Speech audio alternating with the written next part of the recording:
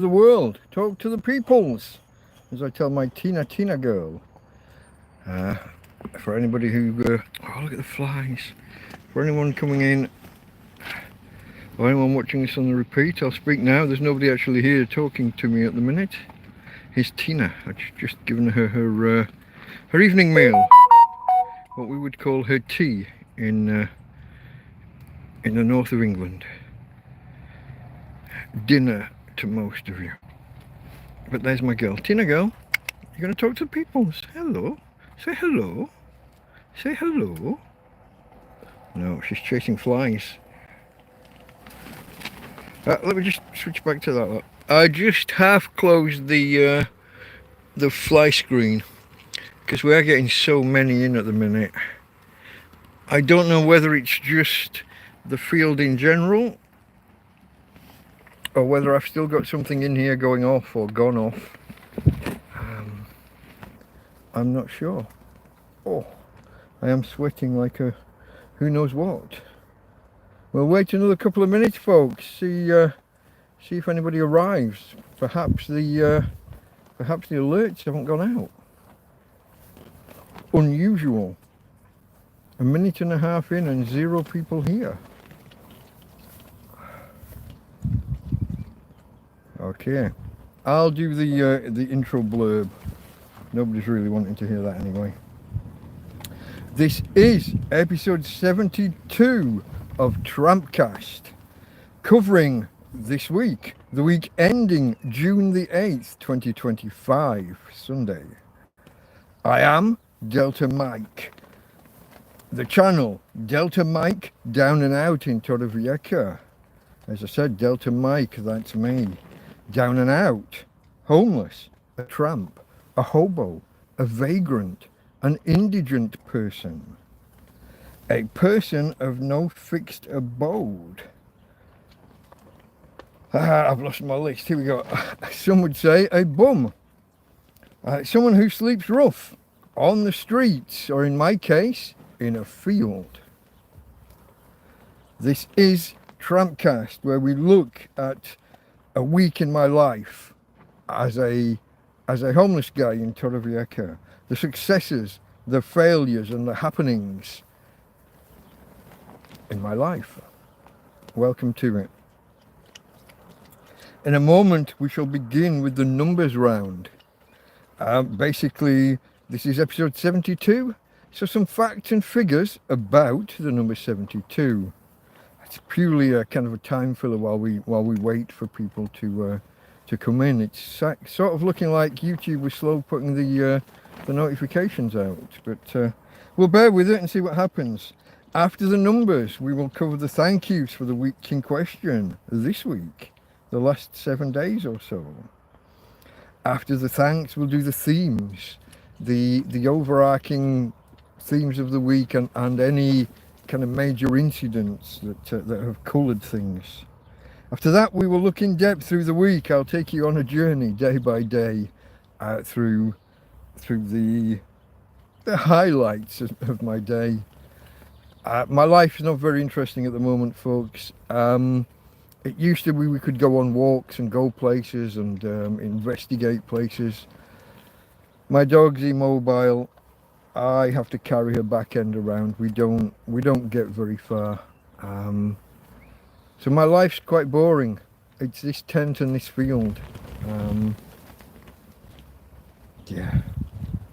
After we look at the week on a day-by-day basis, we might discuss upcoming events or things that I'm watching out for, if there are any. Okay, folks. Thumbs up if you haven't already. I've lost my line again, look. Perhaps subscribe, but not yet. Only after you've seen 3 or 4 of my videos. No point subscribing to something that you're never going to watch again. Make sure that I am for you. I can be a little bit outspoken, a little bit direct. I'm a little bit sweary. All these things might put you off me. They frequently do put people off. I can be a little irreverent and irreligious at times. That might put some people off as well. as I said, watch a few of my videos, get to know me before you hit the subscribe button. There is, I believe, a donate link at the top of chat. Only if you want to, only if you've got it to spare. Do not be sending me money if you're struggling yourself. Take care of yourselves and your family first. Only after that consider strangers on the internet. Now, if you're here watching now on a Sunday evening, Spain or UK, Europe I guess, or Sunday morning in the US, if you're watching live, you want to check the bottom left of the player for a red dot and the word live. If you're joining an hour late, say, you might start at the beginning, you might be trailing an hour behind. You might type something in chat and I'll have no context. It'll mean nothing. And also, if you're watching not on Sunday, if you're watching this a different day on demand, just as a video on YouTube, you want to have the live chat replay enabled. I will often just answer, I will respond to chat, and I won't always, I try to, but I won't always read out their question or comment. So you'll get a response to something out of context. So live chat replay, highly recommended. If you do that, you touch the player and you look for a double speech bubble, one speech bubble slightly behind another. That's chat replay. Sometimes you click it, it comes up empty. Dismiss it and then click it again to bring it up a second time, and then it will populate. That's my experience. Your mileage may vary. Now, whether you're here live in chat or you're watching chat replay with video on demand, either way, you want to select all messages. YouTube defaults to top messages and it will filter out a fair few and you will be left bewildered and puzzled. So those are just a few things to watch out for. As I say though folks, thumbs up if you haven't. Consider it at least. Okay. Give me a second. I'm holding on to some coffee which I have only just made. It might be too hot. Oh, I just about managed. It is hot though. It is hot. Okay folks, this is TrampCast episode 72, and therefore we shall begin with some facts about the number 72. Number 72 is one of those numbers that's highly divisible. It has an awful lot of divisors. So many in fact that of the first 9 digits, 1 to 9, it is divisible by 7 of them. All of them with the exception of 5 and 7. So it's divisible obviously by 1, 2, 3, 4, 6, 8 and 9. And all of their reciprocals. So yeah, highly divisible. A lot like the number 60 and the number 30. The central angles of a pentagon. If you draw a regular pentagon and you put a dot, the center dot out to each of the corners, then the inner angle, those 5 inner angles, will each be 72, because 5 times 72 is 360. Okay. The number 72 can be made is made of the prime factors 2 cubed and 3 squared, which gives you 8 times 9, 72. It is 6 dozen, 6 times 12, or half a gross being 144, a dozen. So it's half of 144, so it's a half of 12 12s. 6 12s. It is the sum of 4 consecutive primes. If you add together 13, 17, 19 and 23, you get 72. As well as being the sum of that particular 4 consecutive primes, it is also the sum of 6 consecutive primes, which are 5, 7, 11, 13, 17 and 19.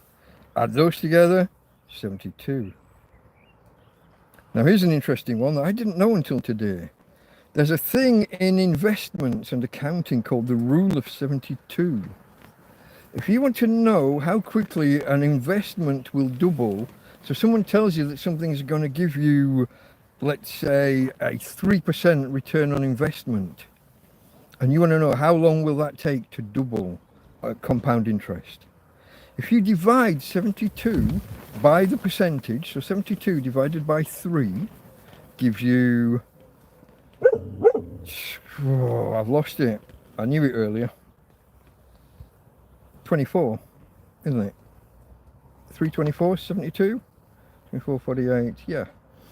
God, I went blank there for a second. That's how long it will take. How many years? 24 years for that investment to double. It's an approximation, but in the age before like scientific calculators and things that could do y to the power x to the power y, it was a good enough approximation used in business and all the time. So there's one for you. Farmer, hello my friend. You're the only person to say hello so far. Come on, folks. I'm suspecting that the alerts haven't gone out. I don't know. Really low attendance. Maybe I've frightened you all away. Where was I? I was the rule of 72. You take the number 72, divide it by the percentage return on investments, and the answer is an approximation of the amount of time before your investment doubles. Assuming compound interest, which real world always will be. Okay. In the Quran. No, it's not. It's not in the Quran. But in Islam, it is said that a martyr will get 72 virgins upon martyrdom, upon it ending. Not actually in the Quran. It's in a set of notes alongside, let's say, or documents that didn't make it into the Quran. But it is widely believed and used. It is said it's used as a recruiting tool by terrorists. Not getting into politics and religion. I'm not going there. By virtue of the same fact, though, and we go politics now, it is the name, 72 Virgins, is the name of a Boris Johnson, ex-British Prime Minister. It is the name of a novel by Boris Johnson. There you go. I did just see somebody forget religion for today. Yeah, I'm not going there. What happened to stone throwing, little bastards? They haven't been back yet today, but they could well be at any moment. If you see me grabbing the camera, running out, and just if you see a picture of some kids at some point, you'll know that's me gathering evidence. Yeah. Okay, folks. Where am I? The number 72 and international direct dialing country codes. There isn't one. The number 72 is a base for other numbers, but mainly unused so far, I believe. So none of that. Get one 72-year-old virgin. Okay. Good afternoon, Stephen. Nice to see you here. Okay, folks, there is only one fact remaining about the number 72, because this is episode 72 of TrampCast. We always have one from the periodic table with some sub-facts related to it. The number 72 in the periodic table is hafnium with the symbol HF, named after Copenhagen. Work that one out. HF, Copenhagen, it's obvious.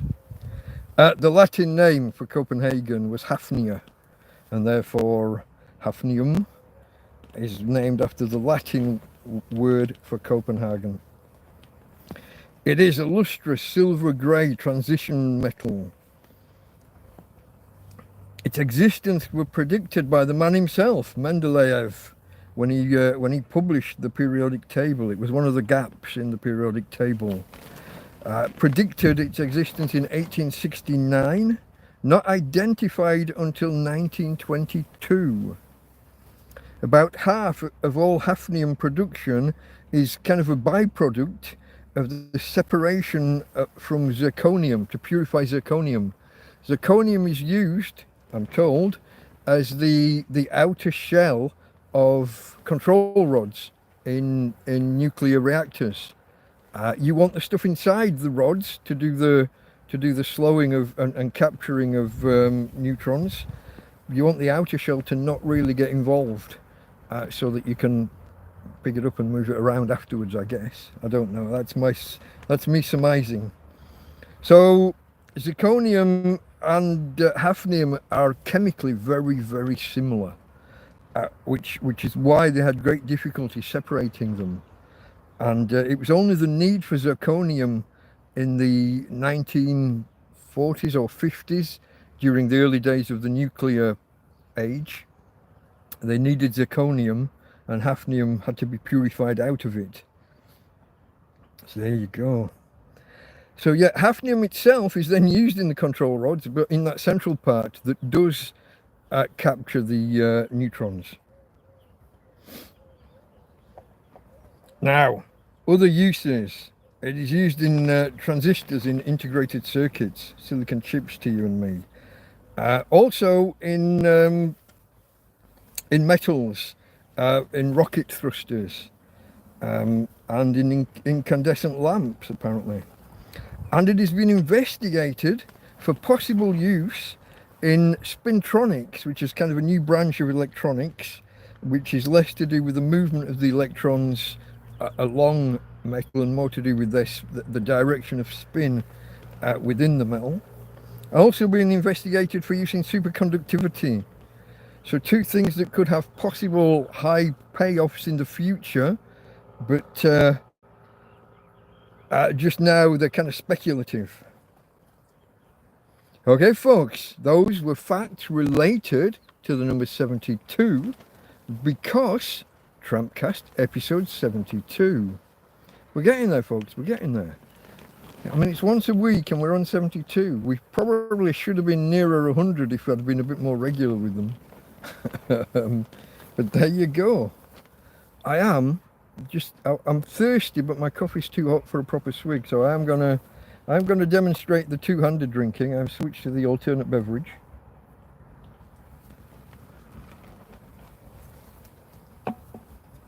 Take a good gulp and say cheers to you guys for actually getting here eventually. Now, for those of you that arrived late, I did do this already, but here she is. We have to have a Tina moment. Hey babe, come have a cuddles. No cuddles, come here. Hey, come on. What have you been like that for? Why have you been like that? You've been itchy and scratchy. No scratching. No scratching. Come and be cuddled. Oh, you're just out of reach, you little bugger. Oh well, no cuddles today. Let me turn the camera back around in one click again.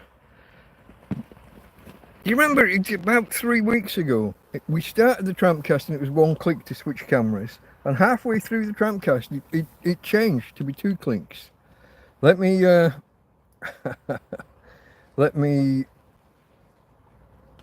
scroll back because I've missed some. Look, I was busy talking.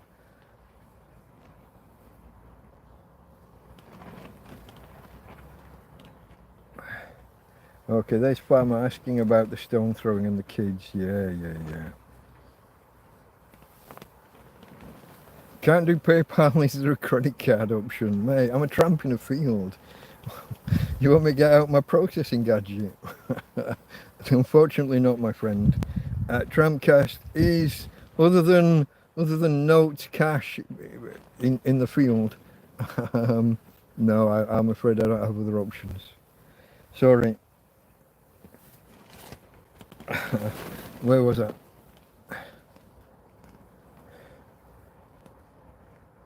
One 72-year-old virgin, yeah. There was Stephen arriving. Is it Stephen or are you going to go with Stefan? Some people are... Stephen I'm going to go with, unless you correct me. Yeah, many of the gaps in the periodic table, yeah, because I don't think he fully understood why, but it was to do with atomic weights, which we now know is the number of neutrons and protons in the centre of the nucleus, isn't it?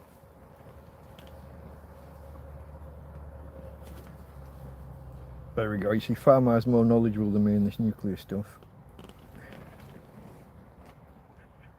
The problem, Farmar, if I leave them alone, they keep throwing and come closer and closer. They will do damage to the tent. How do I know they're not going to do damage if they're coming closer and throwing bigger and bigger stones as they get closer? I can't leave them alone. I know it gives them a thrill seeing me come out all angry, but I'm hoping if I come out shouting and effing and blinding, then some other adult up on the top road might grab them and give them a slap, or might know them and tell their parents. I don't know. I don't know what I'm hoping.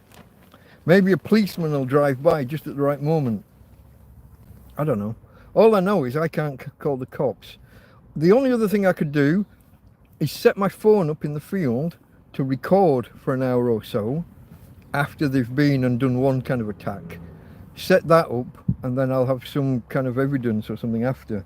The risk of putting a phone in a field, leaving it unattended while there's kids running around. I don't know, my friend, I don't know.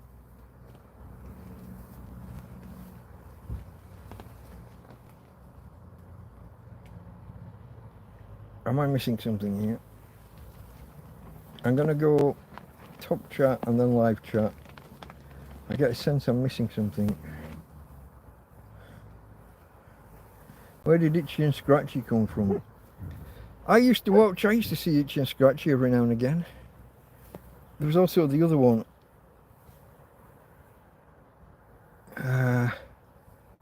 Itchy and Scratchy, hold on, isn't that the one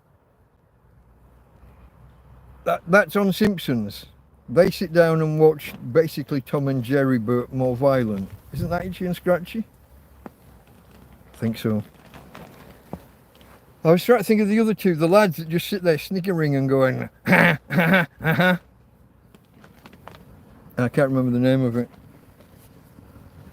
Okay, folks, shall we move on? Another quick swig of beer and...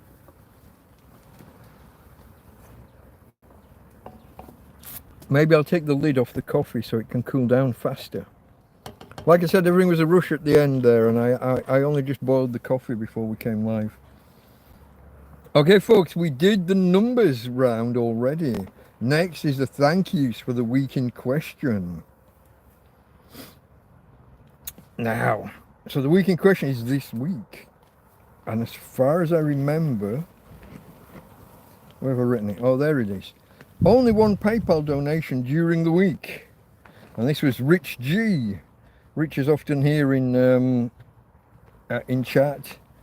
I can't remember the exact. He was there and present while he did it, and he didn't seem to mind acknowledging the transaction. So, as he acknowledged it live, I don't think there's a problem. When you see him, he's something like RGRR in chat. That's Rich. Thank him for me. He sent £20. That ain't cheap. Thank you, Rich. Thank you. Now, if you remember last week's TrampCast proper, like this on Sunday, I had a friend arrive in the field here, but I was live, so it was all a bit tricky. But he brought me a couple of bottles of ice to help keep food and things that I'd got here cool. Help with my cool box not functioning as efficiently as it did last year for various reasons. Self-inflicted by me, really. But, you know. But thank you, Mark. Thank you for that. Mark makes another appearance as well later in the week. Mark came again.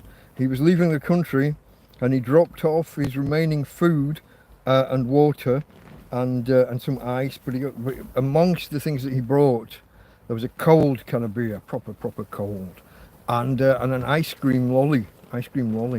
Oh.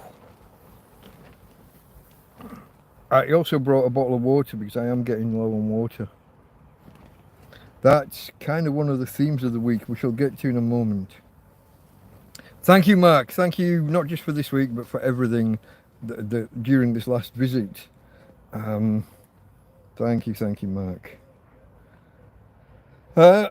If you've seen the video, you'll also know I have a mystery lady to thank.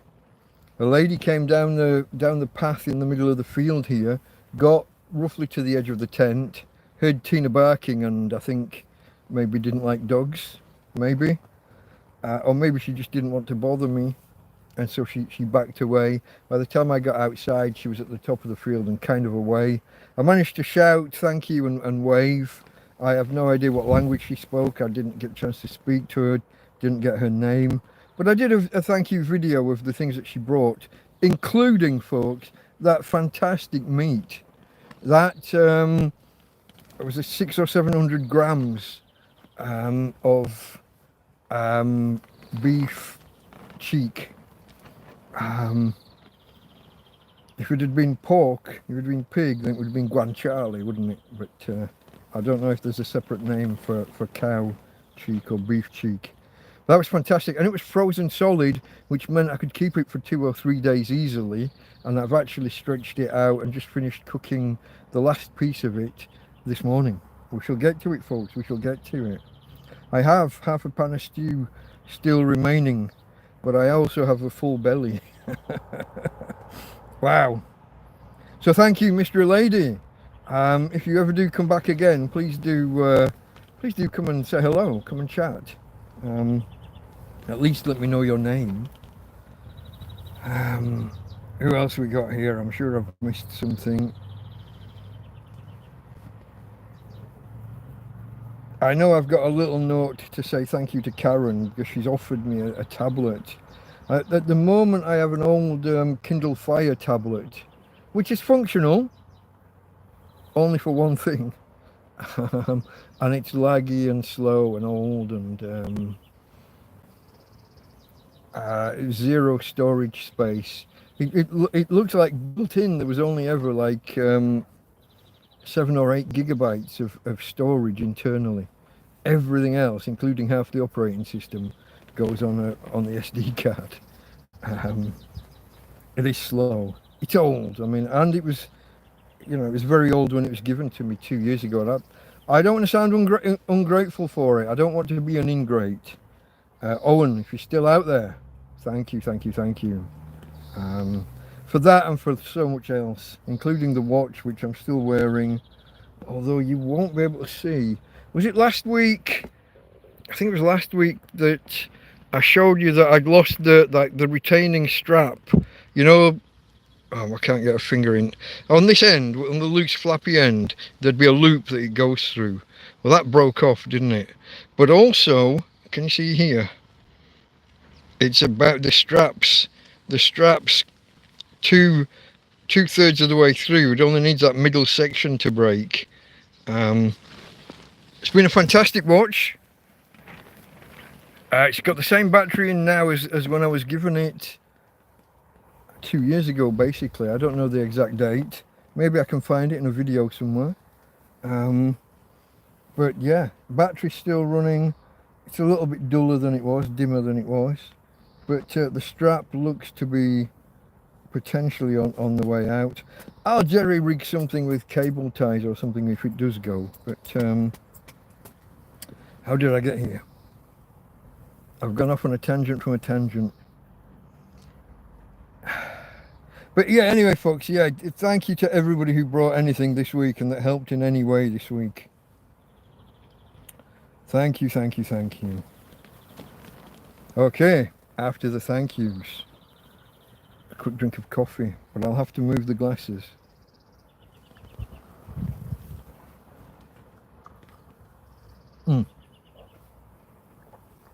That's a bit better, but still hot. Okay, folks, after the thank yous, themes for the week. Okay, there's a couple of interlinked ones here. No. Hey, it's okay. Tina's okay. Oh, unless it's the kids stuck on the stones. I'm going to assume not.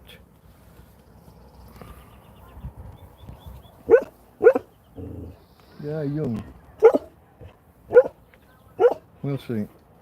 I'm not going to assume, no, I don't assume that everyone walking past is them. That way lies madness.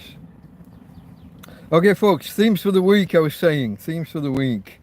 A couple of interlinked ones here. You know, I moved into a new tent 6 or 7 weeks ago now. I think it's about that.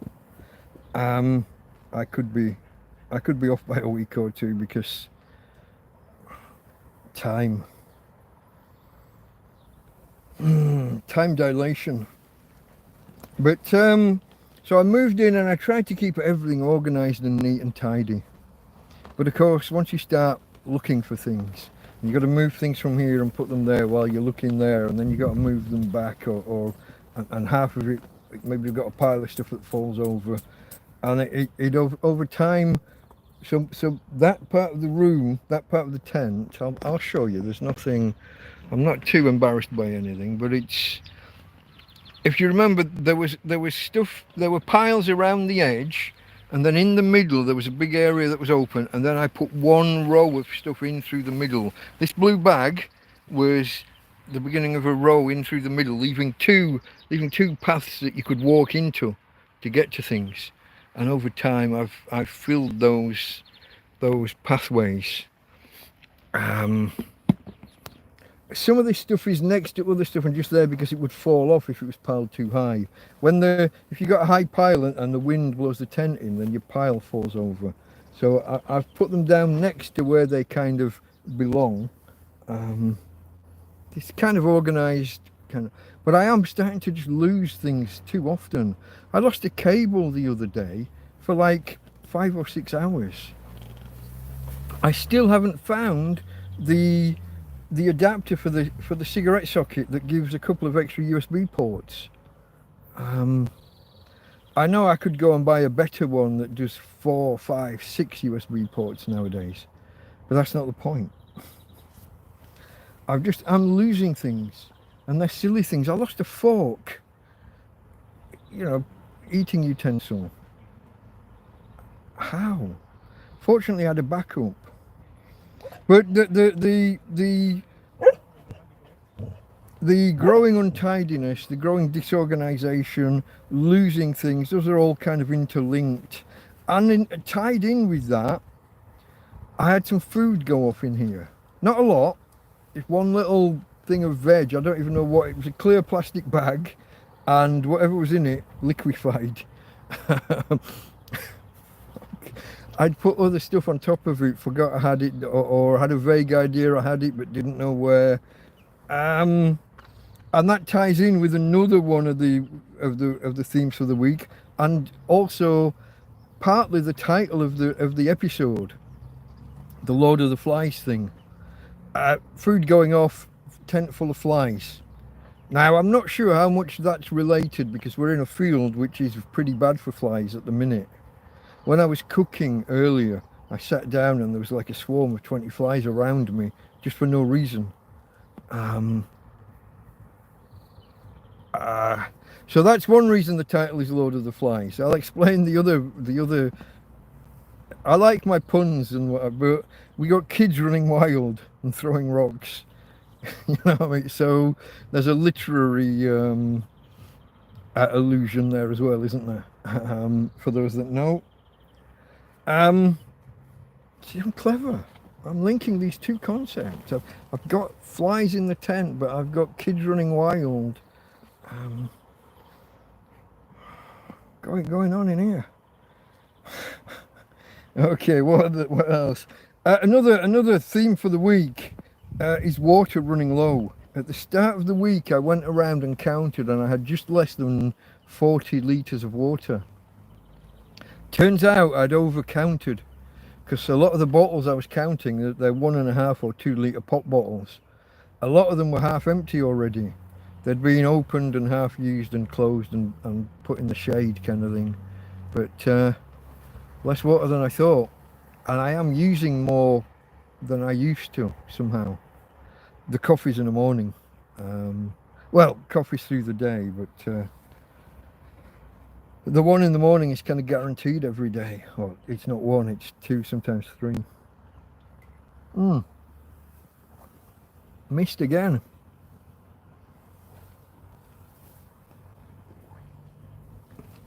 And I didn't remember to move the glasses out of the way.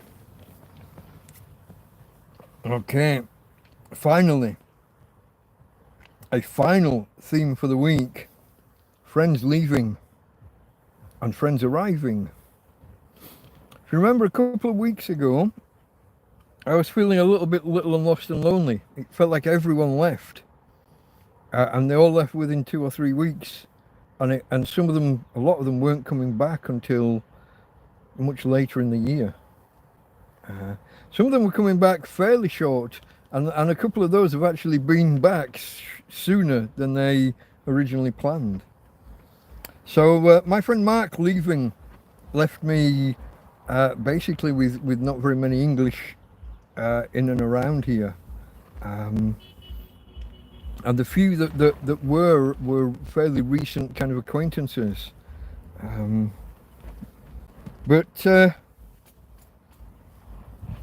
other friends inbound. So yeah, that's a thing. I always feel better when I've got friends in the country here with me. Don't get me wrong. I will survive without, but it's just easier to survive with, isn't it? And if you know my friends, if you've been in chats before and you know certain names, yeah, enough said.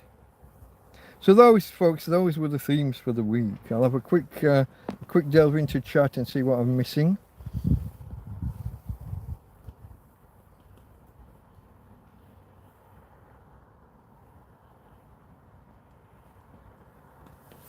Oh, Itchy and Scratchy when she was talking. Beavis and Butthead, that was it, Moonhawk, thank you, and hello. Beavis and Butthead were the ones I was trying to think of with the that seemed to be all they ever said.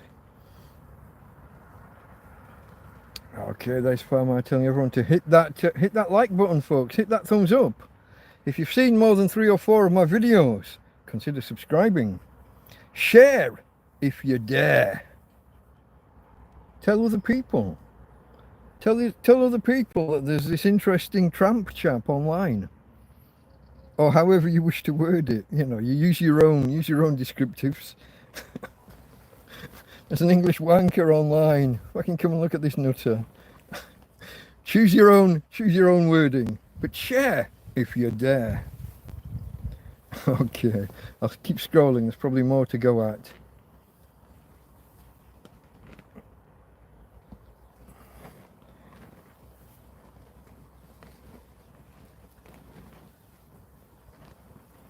The lady was giving hints about you. I couldn't possibly comment.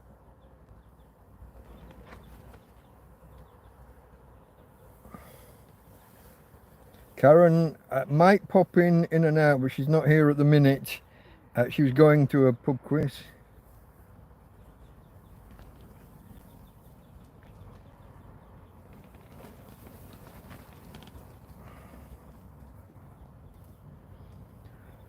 More coffee, keep everything away from the lamp.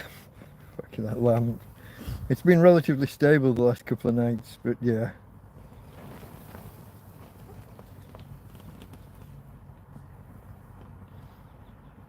Yeah, dilation was definitely related to time. Nothing was crowning.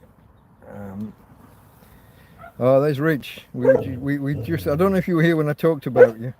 I just did the thank yous a little while back and you got a mention.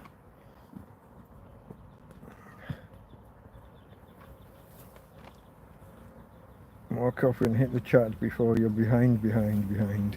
Yeah, I am, as far as I know. I'll click top chat and then back to live chat just to check. We did have that incident where it froze on me a couple of times recently. No, I am now fully up to date. So far, folks, this is TrampCast episode 72, where we discuss the successes, the failures, and the other happenings in a week in my life as a tramp, a homeless guy, a homeless Englishman trapped by circumstance in Spain. Okay, we've done the thank you, we've done the numbers, we've done the thank yous, we've done the themes for the week. So now we begin, almost 40 minutes in, we begin looking back at the week itself. Excuse me. last Sunday after TrampCast 71, I had to handle the 2 bottles of ice that my friend Mark had brought, and I had to put them. I had to make space in the cool box for the ice, and I actually moved a couple of things out. I already had some ice in there, so I put the 2 new bottles of ice in there, and I brought an old bottle of ice out and put it in one of these silver thermal kind of shopping bag things. See, you know the kind of thing I mean. You see this silver shopping bag. If you get a delivery of frozen stuff from a supermarket, you might get that to protect it and insulate it while it travels. Well, I use that as my overflow for my cool box. Put stuff in there with something cold, in a bag inside there. So inside another bag with ice when I've got any, and just try and keep that bag in the cool, in the shade, and doesn't have the benefit of active cooling that the cool box has, but it's better than nothing. Keeps things cool longer. So I dealt with that, and sorry I couldn't speak with you more, Mark, on the Sunday last week, but your timing was a little unfortunate. You did arrive in the middle of TrampCast, but I know I saw you again later in the week, so thanks, mate. After that, I did the usual stuff. I had this to deconstruct, this podium as I call it, laundry bin, chopping board, a case of dog food, and the phone stand and phone. All need to go, and then the drinks as well need to go their separate ways, be put away. I don't have as much to do with cleaning the chair off anymore since the move, since we tidied things up a bit. But yeah, I had all that to do, and then I kind of thought about preparing for the TrampCast Hangout that night. TrampCast Hangout 14 will live in infamy for all sorts of reasons. Oh yeah. The first one being, I was almost an hour late to my own TrampCast. About 40 minutes before TrampCast was supposed to happen. So I'd set it up, I'd created it on YouTube, I'd set it within a head time, done the thumbnail, all the business, and then I fell asleep, didn't I? And Karen rang me after like 45 minutes in. She rang me on Messenger or whatever, and said, "Hey, you, people are waiting." And I was like, I literally thought, when she said, "You're supposed to be doing TrampCast Hangout," I thought, oh, have I fallen asleep halfway through? Oh my God, have I? Did that once before with a TrampCast. I'm not going to tell you which episode, but it is out there if you want to go and find it. But no, my mate Karen rang me, and I gave myself a couple of minutes just to get compass mentis, and I jumped in, and the TrampCast was still eventful for other reasons. But I'm not going to tell you. You'll have to watch it yourself. It's a little bit... Yeah, it could get me in trouble with YouTube, possibly, that particular episode. But such is life. I will not have my speech policed. I will maintain my ability to say words that you're supposedly not allowed to say anymore. But that's enough said on that, otherwise we'll go off on one. So that, folks, it was a relatively short TrampCast Hangout, only 3 hours. And then afterwards, I walked my Tina doggy, because sometimes it just feels like she needs to. She has some ways of indicating what's needed, but sometimes she's a little bit unclear. And she just, there's a few times this week, she's just like felt a little on edge. Woke up in the night puffing and panting. And I don't know what it is. And it can be different things. It can mean, yeah, I need the toilet, or it can mean, yeah, I need a drink of water. See, here's the thing, her water bowl is out all the time. Oh, I've moved it to feed her. But she can't get up off the bed, walk out, walk over to it, get a drink and come back in the way that she would have historically. She's not that mobile. If she did get off the bed and bum shuffle across, which in theory she could do if you gave her half an hour, she couldn't get back across and get up on the bed. And the bed is only 2 mattresses high. It's on the floor, but it's 2 mattresses. Well, 2 mattresses and 3 or 4 inches. There's a bed frame, but she can't climb up there. I have to haul her up each time. So she doesn't do it on her own. I have to ask her if she wants drinks and bring her for drinks, or bring the water to her. It's all getting a little bit manual, a little bit labour intensive. But that's all right, isn't it, girl? I'm here for you. Okay, so that was Sunday night and into Monday morning, and yeah, middle of the night again. Walked her again. So walked her after the TrampCast finished, but walked her again in the night, and this time it was a good job I did, if you know what I mean. She is an absolute poo factory sometimes. Honestly. So into the morning proper, and charged the EcoFlow. After doing 2 TrampCasts, it was fairly well run down. And to charge it, I'd had to pull the EcoFlow in and away from I'd had to unplug it from the charger basically halfway through the show last week. So we missed out on the last couple of hours of sun anyway.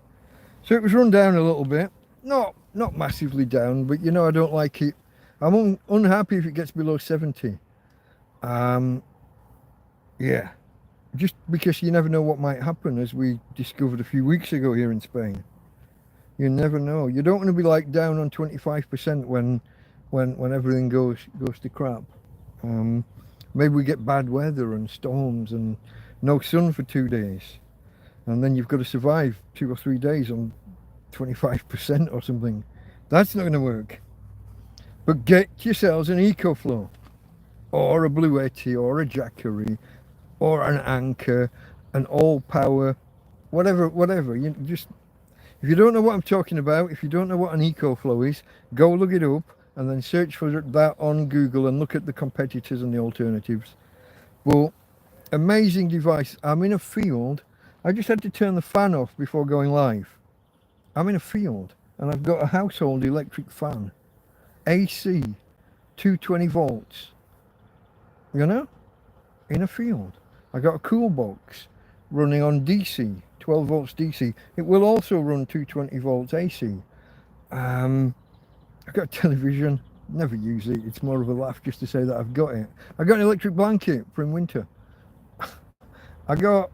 I forget all the other stuff. I've got a slow cooker, electric hair trimmers, the usual mix of phones and tablets, no computer, but you get the idea. Lights and batteries that need recharging daily, all from having one solar panel and one EcoFlow. And it's the cheapest, lowest cost EcoFlow there is. You want to get yourself bigger and better if you can. Here endeth the sermon, but EcoFlow still available for sponsorship. Never going to happen, but okay, folks. Monday morning. Where was I? Charging the EcoFlow, because TrampCast and TrampCast Hangouts, between them, take quite a bit of my power. The lights and everything as well. Sunny day. Spend most of it balancing the power, trying to stay cool inside the tent, keep the fan running, but also to keep the food cool inside the cool box. Tina spent the day down here next to this door, which looks out. There's like 4 or 5 meters here, and then there's the track, the little road that goes to some people's houses. And Tina spent the day saying hello to everyone who walked past, which normally I'm telling her to shut up all day long, but she seemed in a good mood, and she must have, something about her must have been more smiley than normal. People were actually stopping and saying hello to her, and 1 or 2 actually walked like halfway up towards the tent to say hello properly, and I'd take Tina out and meet them kind of halfway. So that was nice. That's not something that happens too often. Most people walk past and look in disgust. So I don't know what was different. Something about Tina's mood or smile maybe. But the that pretty much, guys. Yeah, I made a note here. There was a Spanish couple in particular that came almost all the way up to the tent to say hello to her. Yeah, that's my girl. And that was Monday. Into Tuesday, and again, 7 a.m. dog walk, but this day's cloudy and windy. A little bit bright in patches, but not like sunny, like less dark, if you know what I mean. It's put the solar out at 7 a.m, turn the cool box on to try and run cool air through the cool morning air through the cool box. Get better cooling, hopefully. But there was no sun for a few hours, so I turned the cool box off. EcoFlow down below 60%. And like I said, I don't really like to run that low. Now I'm inside the tent, and there's a huge pop, and I can't. It's like a mystery. I can't trace what it is. I look to the dog, because death and destruction. That's Tina's nickname. But no, she's not doing anything untoward. I look around, nothing's fallen over. I don't see anything breaking or broken. I'm like at a loss. And like about 4 or 5 minutes later, I look up at the roof of the tent. And if you've looked at my tent roof before, the tent roof is intact, don't worry, it's a new tent. Only 5 or 6 weeks. But the tarp over the top, it was frayed at that spot there, at the crown of the bedroom. It was frayed with a little hole. Well, that's what popped. The little hole ran and became a big hole. And not just the big hole, but beyond it, it's kind of frayed some more as well. So that's what that was. You're right down there, babe. Tina's okay. So that's what that was, folks. That was mystery solved, but not in a good way.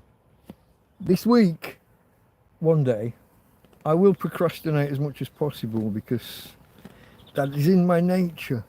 One day this week, I will take this off, put a new tarp that's the same size, approximately, on the top, and I will probably put this back on over the top again to disguise the new tarp and protect the new tarp as long as possible.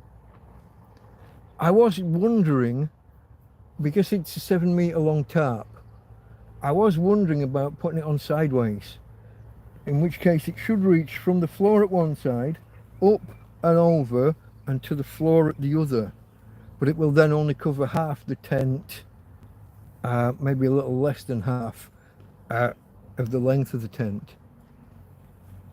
But if I've got a new tarp on and this is over the top, then that might be doable. And I've got other tarps that could go over the top of the new tarp. And then I've got these 2 foil tarps, these 2 silver ones. I can reposition, move things about, see how that goes. But I don't want to leave a big hole like that exposing the roof of the tent to the evils that are ultraviolet and just hot sunshine. Because that's how the roof is the first to go on the tent. Well, that and the south end. Those were the 2 first things that went last time round. And the time before. The last 2 tents both went on the roof first. So that's what I'm thinking. So Tuesday morning, and we'd had this pop, and it was the tent popping open. Or the tarp over the tent popping open. Now, as I said at the beginning, it's quite a windy day, blustery, not too strong, like continuously, but you'd get the gusts, you'd get the sudden pops, and possibly that pop had been a result of a gust of wind, and it carried on being quite gusty for most of the day. Again, I took Tina for a midday-ish dog walk, 1 o'clock, and again, well timed. She can be particularly productive some days. I was wondering whether I'd accidentally fed her twice a day before. There was so much output.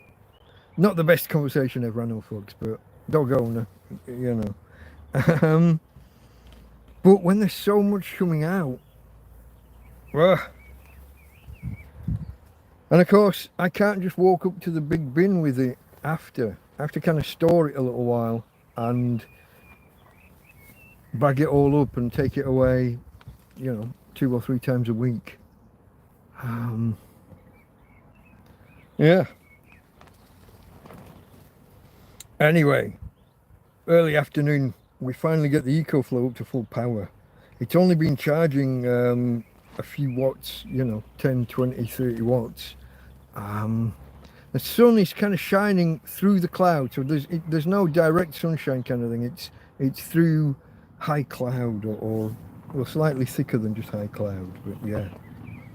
And this is where I took stock of my water quantities, and I counted 40 litres on this Tuesday, start of the week. But it turns out, as I said earlier, it turns out I'd miscounted. I was just counting bottles, a 2 litre bottle, 1.5 litre bottle. I was just counting the bottles, and some of them were either empty and left where they shouldn't have been, or were half used. Some of them looked so old I didn't really trust them anymore. I got some that have just been used as ballast for holding things down, holding the tent down in the past. Or I got 2 bottles on top of the cool box. So at midday, when the sun's kind of overhead, when the solar panel is sat on top of the cool box, you don't want the heat of the solar panel going to the cool box. So I put 2 bottles of water there as kind of separators, and they could have been there for over a year, and who knows how long I'd had them before that. Not going to drink that. It might be okay for washing dishes or washing me, but probably not going to drink water that's that old. So yeah, I got a little concerned about the level of water that I've got, but I was aware that I've got friends arriving in country, and without being too presumptuous, I think they'll take care of me. History would point to them looking after me on that score. So yeah. Now this was the day that I think like late afternoon. Don't think he'd say evening, but late afternoon. This is where we heard a noise outside on the path here, and Tina started to bark, and I heard a lady's voice. Didn't hear any actual words, but I could hear that it was a lady, and then footsteps retreating rapidly. I think scared of the dog. So I got outside and I saw this bag of what I presume to be food, and I looked further up the road, walked back to the bag, quickly looked to confirm, yeah, that's what it was, and shouted kind of thank you and waved, and I shouted, I think I had to shout twice. She was right at the top of the field. She must have moved pretty quickly.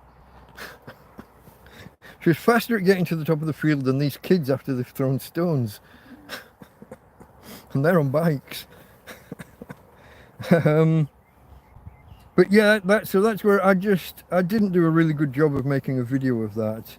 It was only a really short 2-minute video, but what a score, folks. What a collection of things to bring. What was there? There was cheeses. What were the fish? Not pilchards. The other ones, the really salty fish, the little ones that you put in, the ones that taste so salty they're not even fishy anymore. Can't remember my fish names. I'm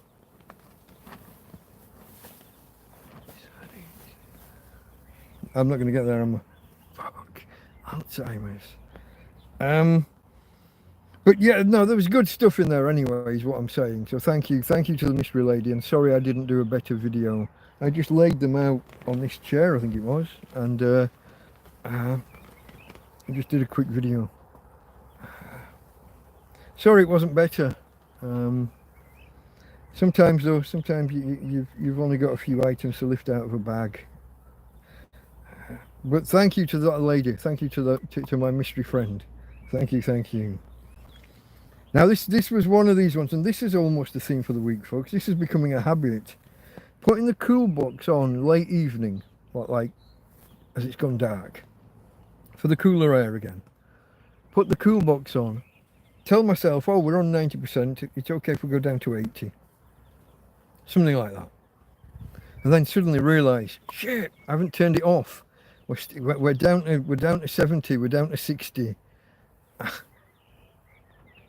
So on this Tuesday night, I did exactly that. Suddenly found myself on 64% going into the night. This is the start of the night. So yeah, and suddenly, just as it's gone dark, kind of thing, suddenly the weather forecast says rain. There's been no mention of rain. Like in the last week, there's been no mention of any rain for Tuesday. On Tuesday morning, no mention of rain for Tuesday. Tuesday afternoon, no mention of rain. But Tuesday night, suddenly Tuesday night's going to have rain. It's not much of a forecast, is it? Not much of like a far ahead prediction. But apparently it was never going to be much rain, and it was minimal. It almost didn't notice it. So that was Tuesday, folks, and into Wednesday. And if you don't mind, I'll just take a break there, and we'll have a little sip of the coffee.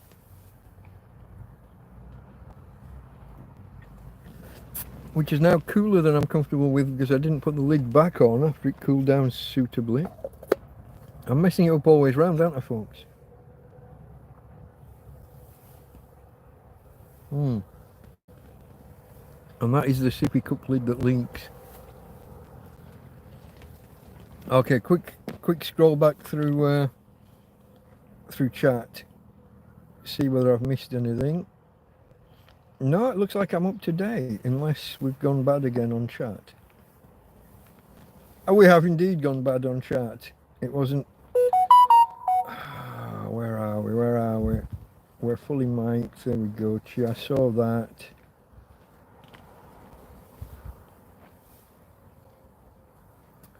Farmer was asking who's all that from, Mark. Not sure where you are. So I got two... We'll get to it, will we? Yeah, we're about to get to Mark's second fruit. So Mark delivered to my last Sunday, and then on the Wednesday he came back and told me he was leaving the country early Thursday. So he brought me some ice and some food and some a beer and an ice cream. But the main delivery was the mystery lady who brought the frozen beef cheek. I almost had the name of those fish there, and I still not got them. Yeah, anyone who cooks will know it's the fish that you use when you just want that umami. You don't actually taste fish with them very much. Fuck, my mind does not work. The things don't connect. Anyway, yeah, no, and there was some what's the soft cheese that you break up and you can have with salmon or with watermelon or nah, can't get there. I'll keep scrolling. A poem perhaps, Mike. You'll have to refresh my memory, or maybe I'll spot it tomorrow and I'll watch back through. I'll see where your comment came up compared to what I'd said. Give me some context. Good evening, Chippy, my friend. How's life in Southampton? So you need new tarp. I've got new tarps. This is the old tarp that we just put on here as a disguise so people couldn't see it was a brand new tent. It also offers protection when these kids are throwing stones at the tent, doesn't it?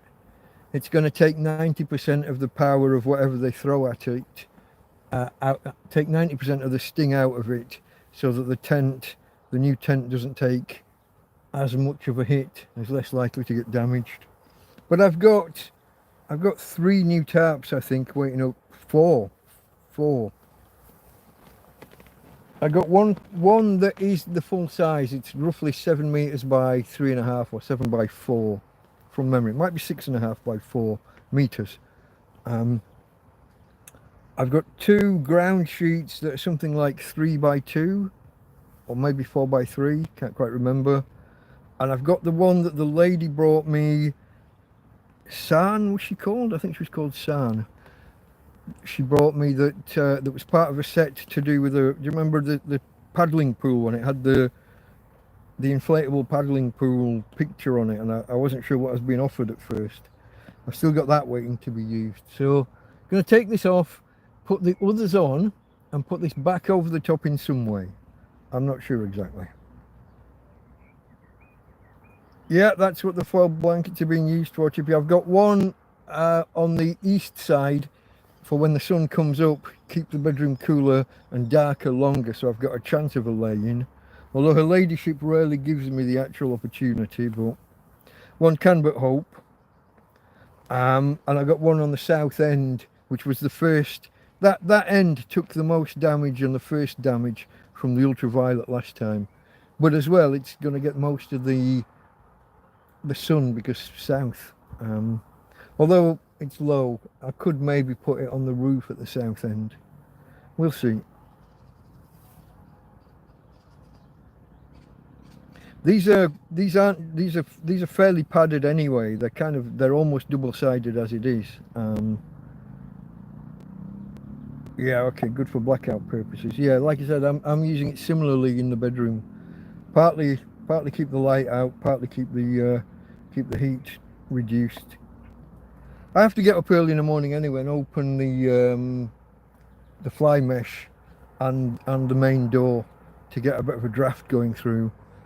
Even closed, these fly screens stop about 2/3 of the breeze. You still get some air movement with them down, but not as much as you'd like. Stopping the flies also stops a lot of the breeze, apparently. And I've only got a mesh on one of the two doors as well. Technically, this is supposed to be the main door, I think. But I needed the slot for the electrics at that side, at the east side. Scrolling. Just, yeah, you see your wording there, Farmer. Just refill everything with new fresh water. Yeah, that's the issue. I don't have access to fresh water that's clean.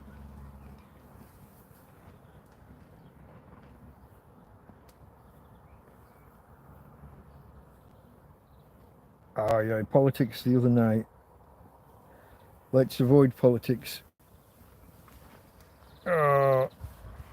I think he's talking about last Sunday, after I dropped the N-bomb, or maybe it was before I dropped the N-bomb.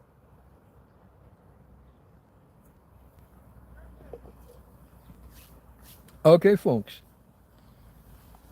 I think I'm up to date with chat. I was about to start on Wednesday, wasn't I? So Tuesday night we'd had a little bit of rain, but hardly worth talking about. Walked Tira during the night, and again first thing in the morning. I don't know if it's her or me. Maybe I'm being a bit paranoid because she had that little accident the other week. So I'm watching her, looking for signs that she's wanting to go. And like I said, she wakes in the night panting, and I don't know, she's not signalling very clearly what she wants. But a couple of times she's actually come up to me and got, by Tina's standards, kind of overly, what's the word, not overly familiar, but overly, you know what I mean? She's more cuddly and kissy than normal. I'm really struggling with my words today, folks, aren't I? That's not right. But yeah, so at the slightest sign that she might want to go out, I've been taking her out, and sometimes that means taking her out at midnight, 3 in the morning, 5 in the morning, and 8 in the morning. And some of those times she just wants to turn around and come back in without doing anything, and I'm left a little lost as to what she was wanting or as to what's wrong. But some of the times I take her out, and it's a bloody good job I take her out when I did, as I was saying before. She's an absolute factory at producing sometimes. Overly affectionate. You see, I'd got the word written down and I still couldn't get there. So yeah, she did it a few times, and I was beginning to think she was ill. The way that she'd come up, get overly affectionate, want to go out, she was clearly signalling something to me. But then I'd take her out and she didn't do anything. But I think this is the morning where, yeah, it is. like the 8 o'clock, the proper morning walk, not the middle of the night walks, but the proper morning walk. She didn't like pull into the hedge and go where she would normally go. She wanted to just keep going and keep going. And dogs intestines, dogs, you know,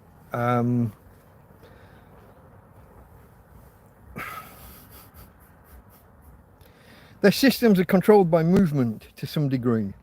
I mean, if they're really, really desperate, they'll just do it straight away. But sometimes they ordinarily they would need to go for a good run first, and then do it. She can't go for a good run, can she? She can't even go for a good walk. But this one morning, this Wednesday morning, she wanted to go and keep going. We got about 2/3 of the way to the cliff tops, which we haven't been to in ages, really. Maybe once. And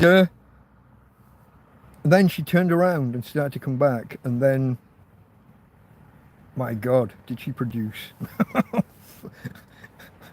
I thought I was going to need 2 bags to pick it all up. Let's end this conversation. It's not really where we want to be.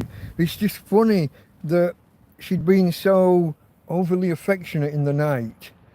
Something was wrong. And I think she'd got some kind of blockage or discomfort. Something was wrong in her tummy. And she was trying to let me know. And as soon as we went for the longer walk, problem solved. So that's good anyway. That's my girl. Major League Poo Factory. That is my girl. Okay, folks.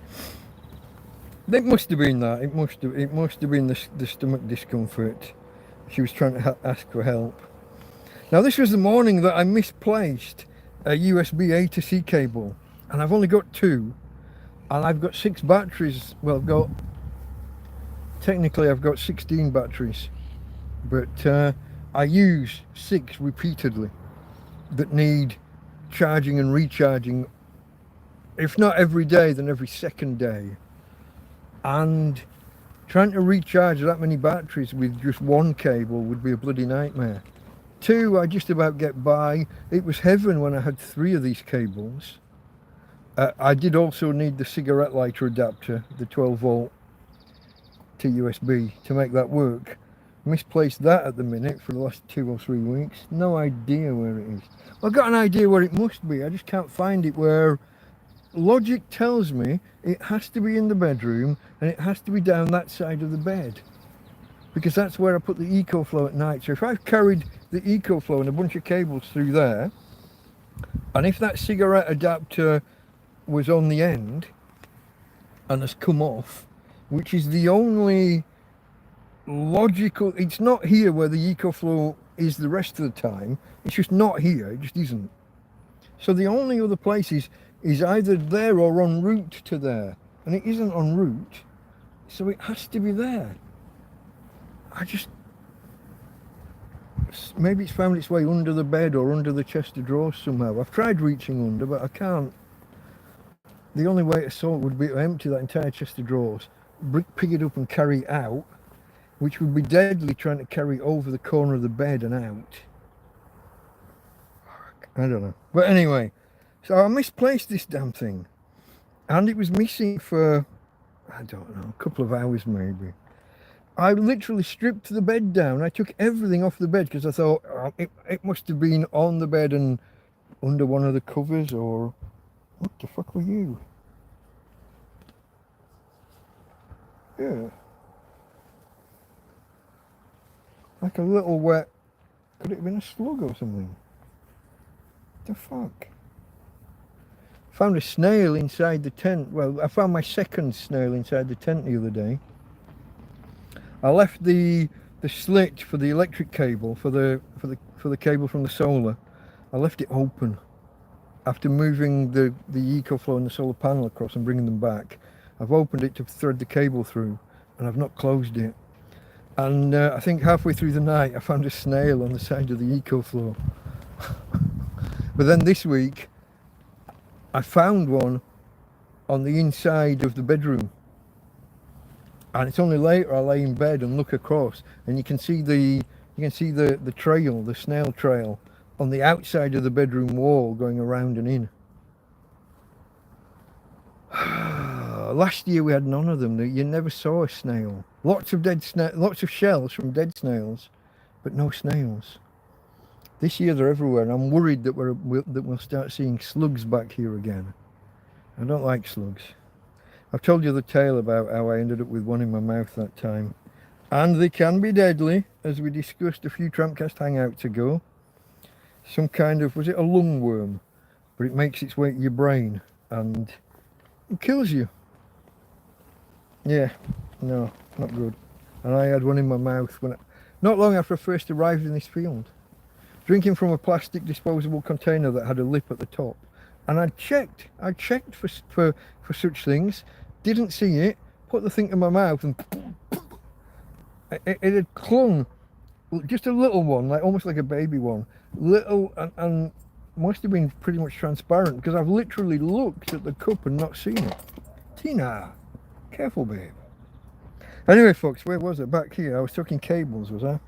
USB A to C cables, and I was down to one temporarily. Stripped the bed off, still didn't find it, and then a couple of hours later it was just there on the floor over there, and I'm like, I looked. What, when, who, how?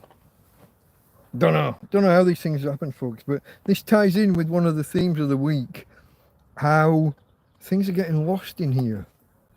I made such an effort to be tidy and organised, and I've lost a fork. Fucking eating utensil. I had to go get the reserve one. I had to find the extra one. That still hasn't turned up.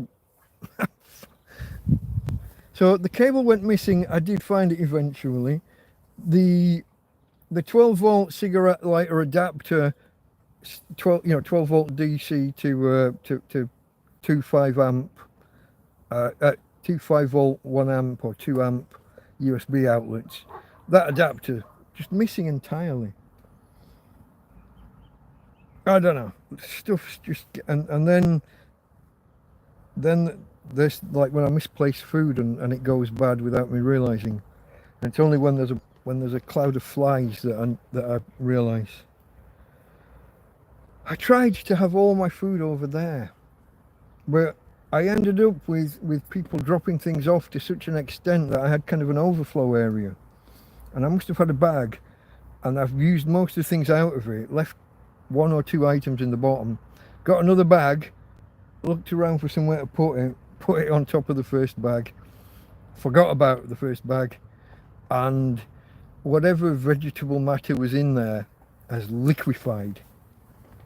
Literally fucking to the point where when I found them I couldn't tell what it was.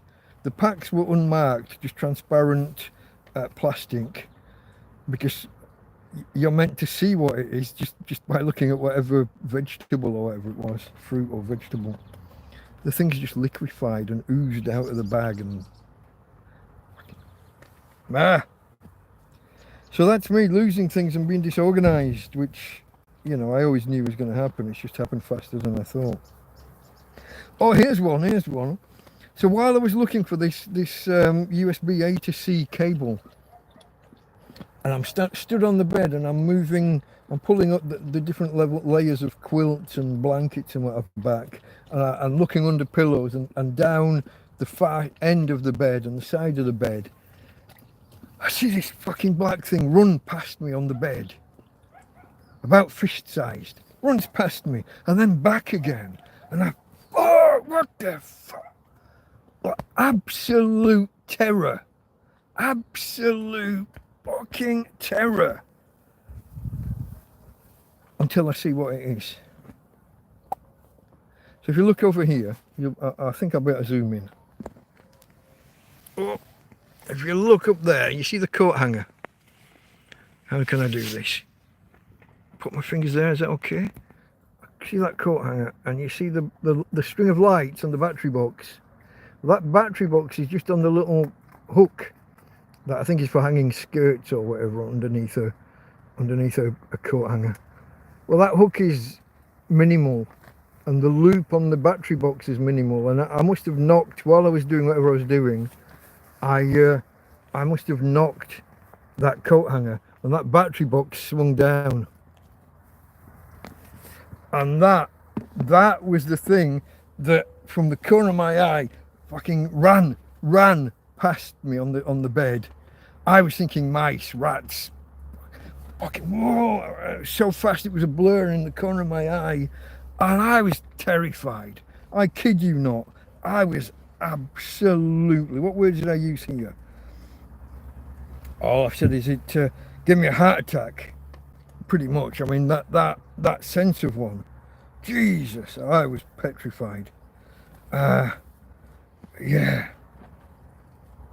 Absolute terror. I recalled in absolute terror my notes. Those were my contemporaneous notes, Your Honour. I recoiled in absolute terror. Bloody battery box from lights swinging around. It's funny afterwards. It's funny, but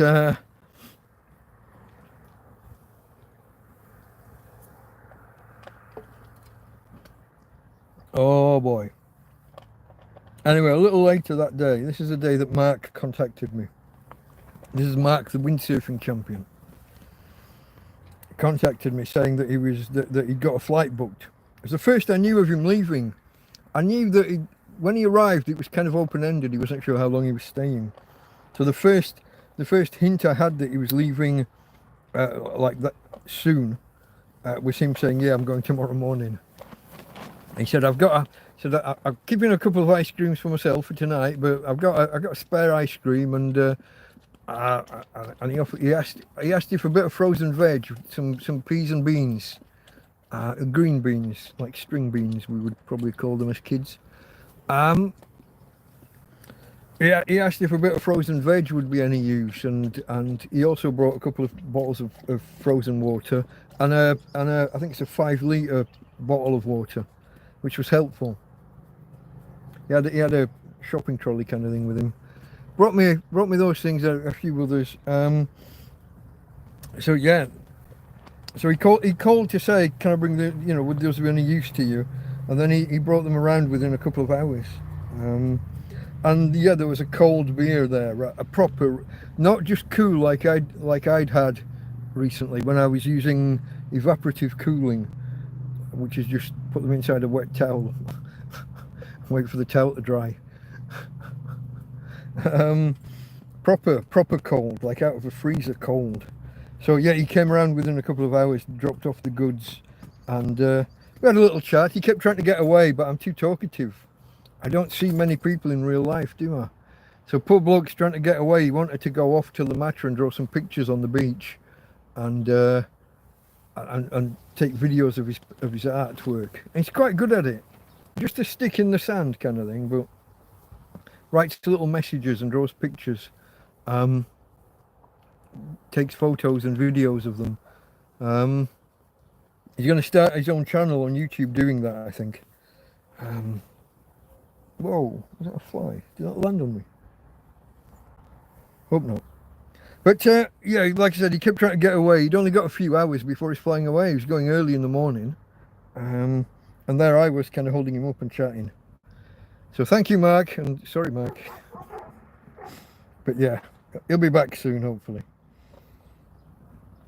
Now, this was the evening. If you've watched, if you've seen some of my what do you call them, like the community posts. I don't really think I've done a video on this, but my community posts. Where have I gone? Okay, yeah.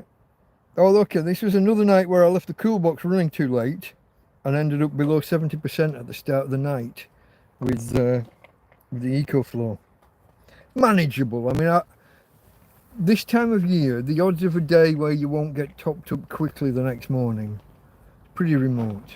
Even a cloudy day, even a rainy day, I managed to get topped up because you only need that hour break in the weather.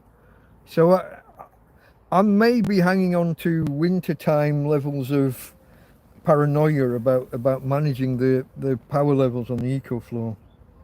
That's just me. I just want to be keep prepared, keep ties in with what I'm about to say. But it is that kind of that prepper mentality, not wanting to go too low on the power, because tomorrow might not be an ideal day. You never know. With that in mind, talking about prepping, I watched UK Urban Prepper. That's all one word. At UK Urban Prepper. So youtube.com/@UK Urban Prepper. I watched one of his videos, and it was live, and I got involved in chat, and Mike, the guy himself, Tina girl, oi, quiet. Mike, the guy himself, UK Urban Prepper, he wrote in chat that he'd watched a couple of my videos, and kind of gave me a shout out, told people to come and subscribe, or come take a look and subscribe. But he also invited me to go on sometime in the future and chat about my experiences. And I'm not sure that I'm kind of prepper adjacent. It's not that I'm not prepper minded, it's that my life is reliant on basically charity. I'm an e-beggar. When I could walk around the bins in the past and pick up resources and sometimes food that people left outside of bins, usually, but I wasn't averse to digging around in the bins to see either. But my life is more, preppers are self-sufficient or want to be self-sufficient. I'm about as far from self-reliant and self-sufficient as you could be. I'm basically an e-beggar, or at least e-beggar adjacent. So I'm not sure. I joke. I write about preppers sometimes, and I joke that they're dreaming, or that they're. It's kind of tongue-in-cheek, but I say that they're playing at it. When you watch them and they're going off doing an overnight camping, they're only testing their equipment and their resolve, really. Overnight or a weekend or maybe a week. But I joke that they're playing at it because I'm living it. I'm doing it for real. Except not really, am I? You know what I mean? I'm a charity case, reliant on PayPal donations, food and water donations, the occasional beer donation. We haven't had a beer sponsor for a while, folks. If you want to be the official beer sponsor of a TrampCast episode, mark your donation as beer sponsor. Anything over €5 that has the word beer in the note that you send along with the donation, and you can be the official beer sponsor for that whole week. Maybe we'll do it for the whole week, not just for one episode. So the hangouts and everything else as well. How's that? I can't say fairer than that. But as I said, I'm not self-sufficient, self-reliant. So I'm not. I can talk about my experiences of living off grid and managing power, and about the different things that you can run off a EcoFlow or similar, the benefits of having one, about how the Spanish power cut happened and I didn't know about it for 3, 4, 5 hours, whatever it was. I can talk about things like that, about lighting with LED lights or battery operated Christmas lights. I can talk about things like that, which are prepper related or prepper adjacent. I can talk about how long food lasts. A sliced white loaf of supermarket bread, I can only tell you about Spain, will last over 1 month with no refrigeration in a tent that hits 40 or 50 degrees at times. That loaf, nothing in fucking nature will touch it. Sliced white in particular, the brown probably a little less. Baguettes go stale, they don't go off, so you can always use them for breadcrumbs or break them up and use them as dumplings in a stew. You can wet them and rebake them. I've done that before. I've got a video on that somewhere. I've done it cutting them in half and spraying them and putting them over the heat. But you can also just dunk them in water entirely. A quick dunk in a bowl of water, a bath of water, and rebake them. So I've talked about that. But bread buns, little bread rolls, those will start to go mouldy after about 3 days. So different types of bread, different lengths of how they'll survive out of the fridge. Eggs will easily last a month, even in Spain, outside of the fridge, even in this heat. And I can show you how to test them, to test whether they've gone bad or not first. I've done that video twice, testing eggs. So have a look through my videos, folks. There are prepper adjacent kind of hints and tips. I'm just not sure whether I'm the man to be interviewed about prepper life. Anyway, all of that was off on a tangent from me watching UK Urban Prepper. But he gave me a shout out, got me some new subscribers, and I'm telling you about him now. Check him out if you're at all interested in preparedness, in readiness for anything from an extended power cut, well, anything from a short power cut, but extended power cuts in particular, 12 hours, 24 hours, 36, 48, 72, maybe even a week. People in America are more used to this because of hurricane season and earthquake zones and fires, all of that. So a lot of parts of America are more used to having to be prepared for extended power cuts. I get the feeling that in Britain, a whole generation have got no idea what a power cut even means. And whenever people start talking about candles, if you hear anybody talking about a power cut and the first thing out of their mouth is candles, just turn over, go somewhere else. Of all the things that you can do lighting with, candles are like your last. That's after all your batteries have run out and your string of battery operated fairy lights, your solar powered garden lights that you bring in at night. It's after you've gone your torches and lanterns and whatever else you've got, USB powered this, that and the other. After you've run out of all of that and you've got nothing else, then you might think about candles. There are more fires during a power cut. Candles last resort.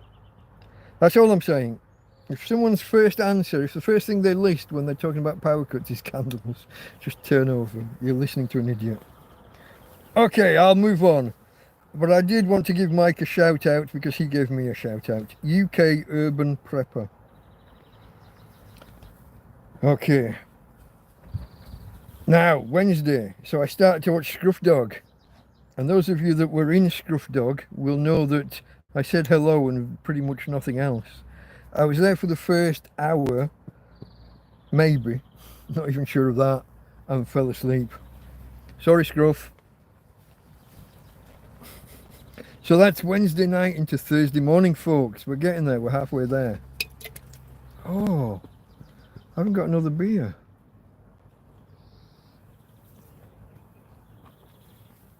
I mean, I haven't got another beer out.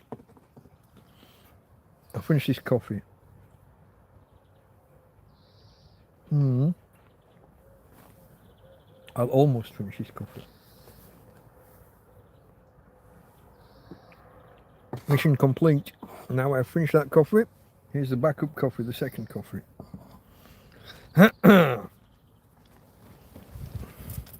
Candles on a birthday cake. Is this a reference? It's not your birthday today, no?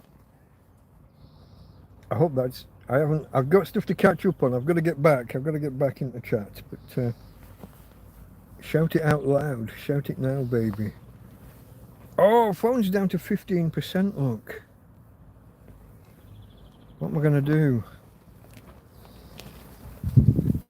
I'm going to do it now. I'm going to handle this now. If I tell you lot to remind me in a quarter of an hour, we'll have a dead phone. Oh! Legs have seized up. 2 minutes, folks, or less. Let us unplug the cool box. Unplug. unplug the solar panel. What are these that are connected here? Pick it all up. Oh, can I? Only if I can put these somewhere first. Adjust and arrange and adapt and overcome.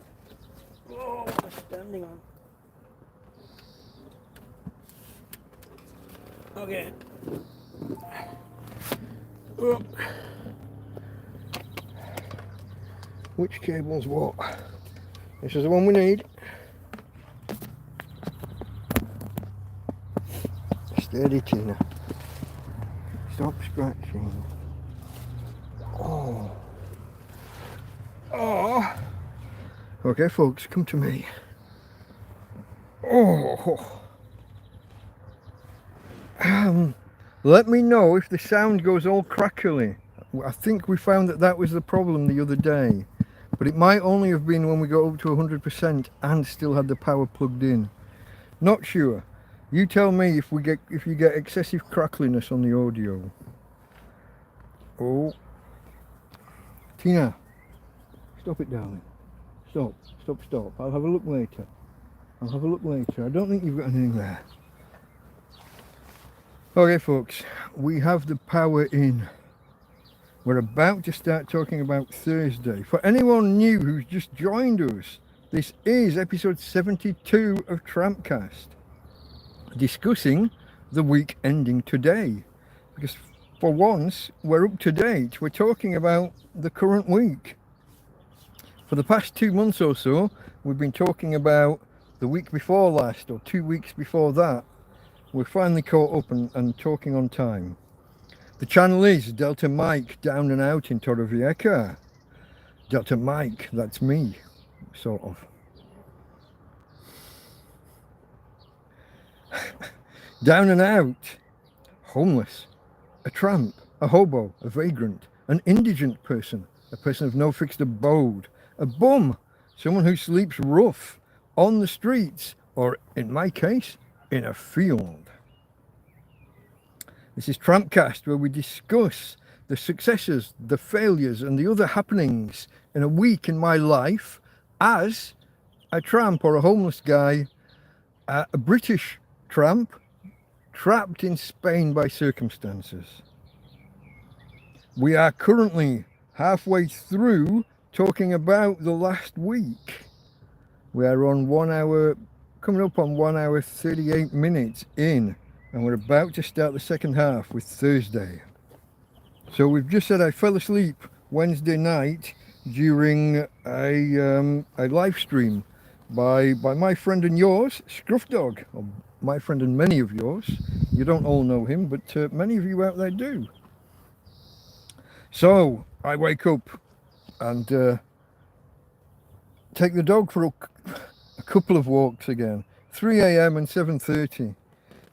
Get the solar power out early, get the solar panel and the EcoFlow all set up. Tina was barking at the track, but then it turns out she was barking over here. This is a little later, 8 o'clock, maybe 9, I'm not sure exactly. But she was barking over here, this side, where the track is, and then we had a person the other side. It's like Tina got it wrong, but in a minute you'll know why. We have a friend called Colleen who takes 2 or 3 of her own dogs and then a couple of other people's for walks in the morning over on La Mata Beach. And she drives there, then walks them on the beach and then drives back. And she stops off here on the way home. So she comes in her car and Tina recognises her car, just the engine. She parks way up at the top of the track, but Tina just hears the noise, knows it's her, and so she's out looking. So this is why she's barking at one side while we've got an intruder at the other. Colleen gets all the way to the door and he's kind of looking in before Tina realizes she's got the wrong side of the door. But Colleen was just popping around. She brings me a local English language paper.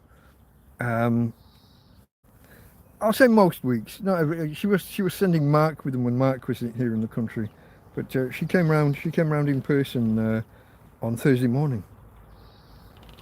So yeah, she brought the paper and and told a few rude jokes. She's an older lady, but she likes her old jokes. This is the lady, if you remember, I've said. So I'm from a place called Darfield, just outside Barnsley in South Yorkshire. That's my birthplace. She's from literally the next village over, a place called Wombwell, spelled Womb, Womb, Well, Wombwell. We would say Wombwell. But she's literally, you're in Torrevieja, and this person's like become friendly and started coming around, and then you find out she's from the next village over in South Yorkshire. Incredible. But she likes her rude jokes. Yeah. So I've got the cool box on. I think this is a cloudy morning, and I've got the cool box on to get that early cool morning air flowing through, try and increase the cooling ability of the Peltier device, whatever it's called. And I need to be careful. The forecast is for the day to be cloudy, but also this was the one where I had a little rant, I think, on Twitter, maybe on YouTube as well, maybe a YouTube post, community post. When a weather forecast says today is going to be slightly warmer than yesterday, and it's a full 4 degrees Celsius more, so that's like 7, almost 8 degrees more in Fahrenheit. Is that slightly warmer? That's, to my mind, that's a hell of a jump from the day before. I don't know how they justify slightly warmer. So we've got this twin thing going on where it's going to be warmer. Tina, no, come back inside. She's off. She's off out the fucking door. Where are you going? Sit there and don't move. Stay there. I'll show you, if I can. Oh, we're tethered, aren't we? I've got to be careful. Let me... She's just hold us... Back legs don't work, except when she wants them to. She's just hauled herself up and over the ledge of the tent, the skirt, you know, the bottom... Where am I? The bottom of the doorway there. So I've got the fly net fastened halfway down and then just blowing loose at the bottom. Keep most of the flies out but allow some breeze. But it didn't keep my doggy in, did it? I don't know.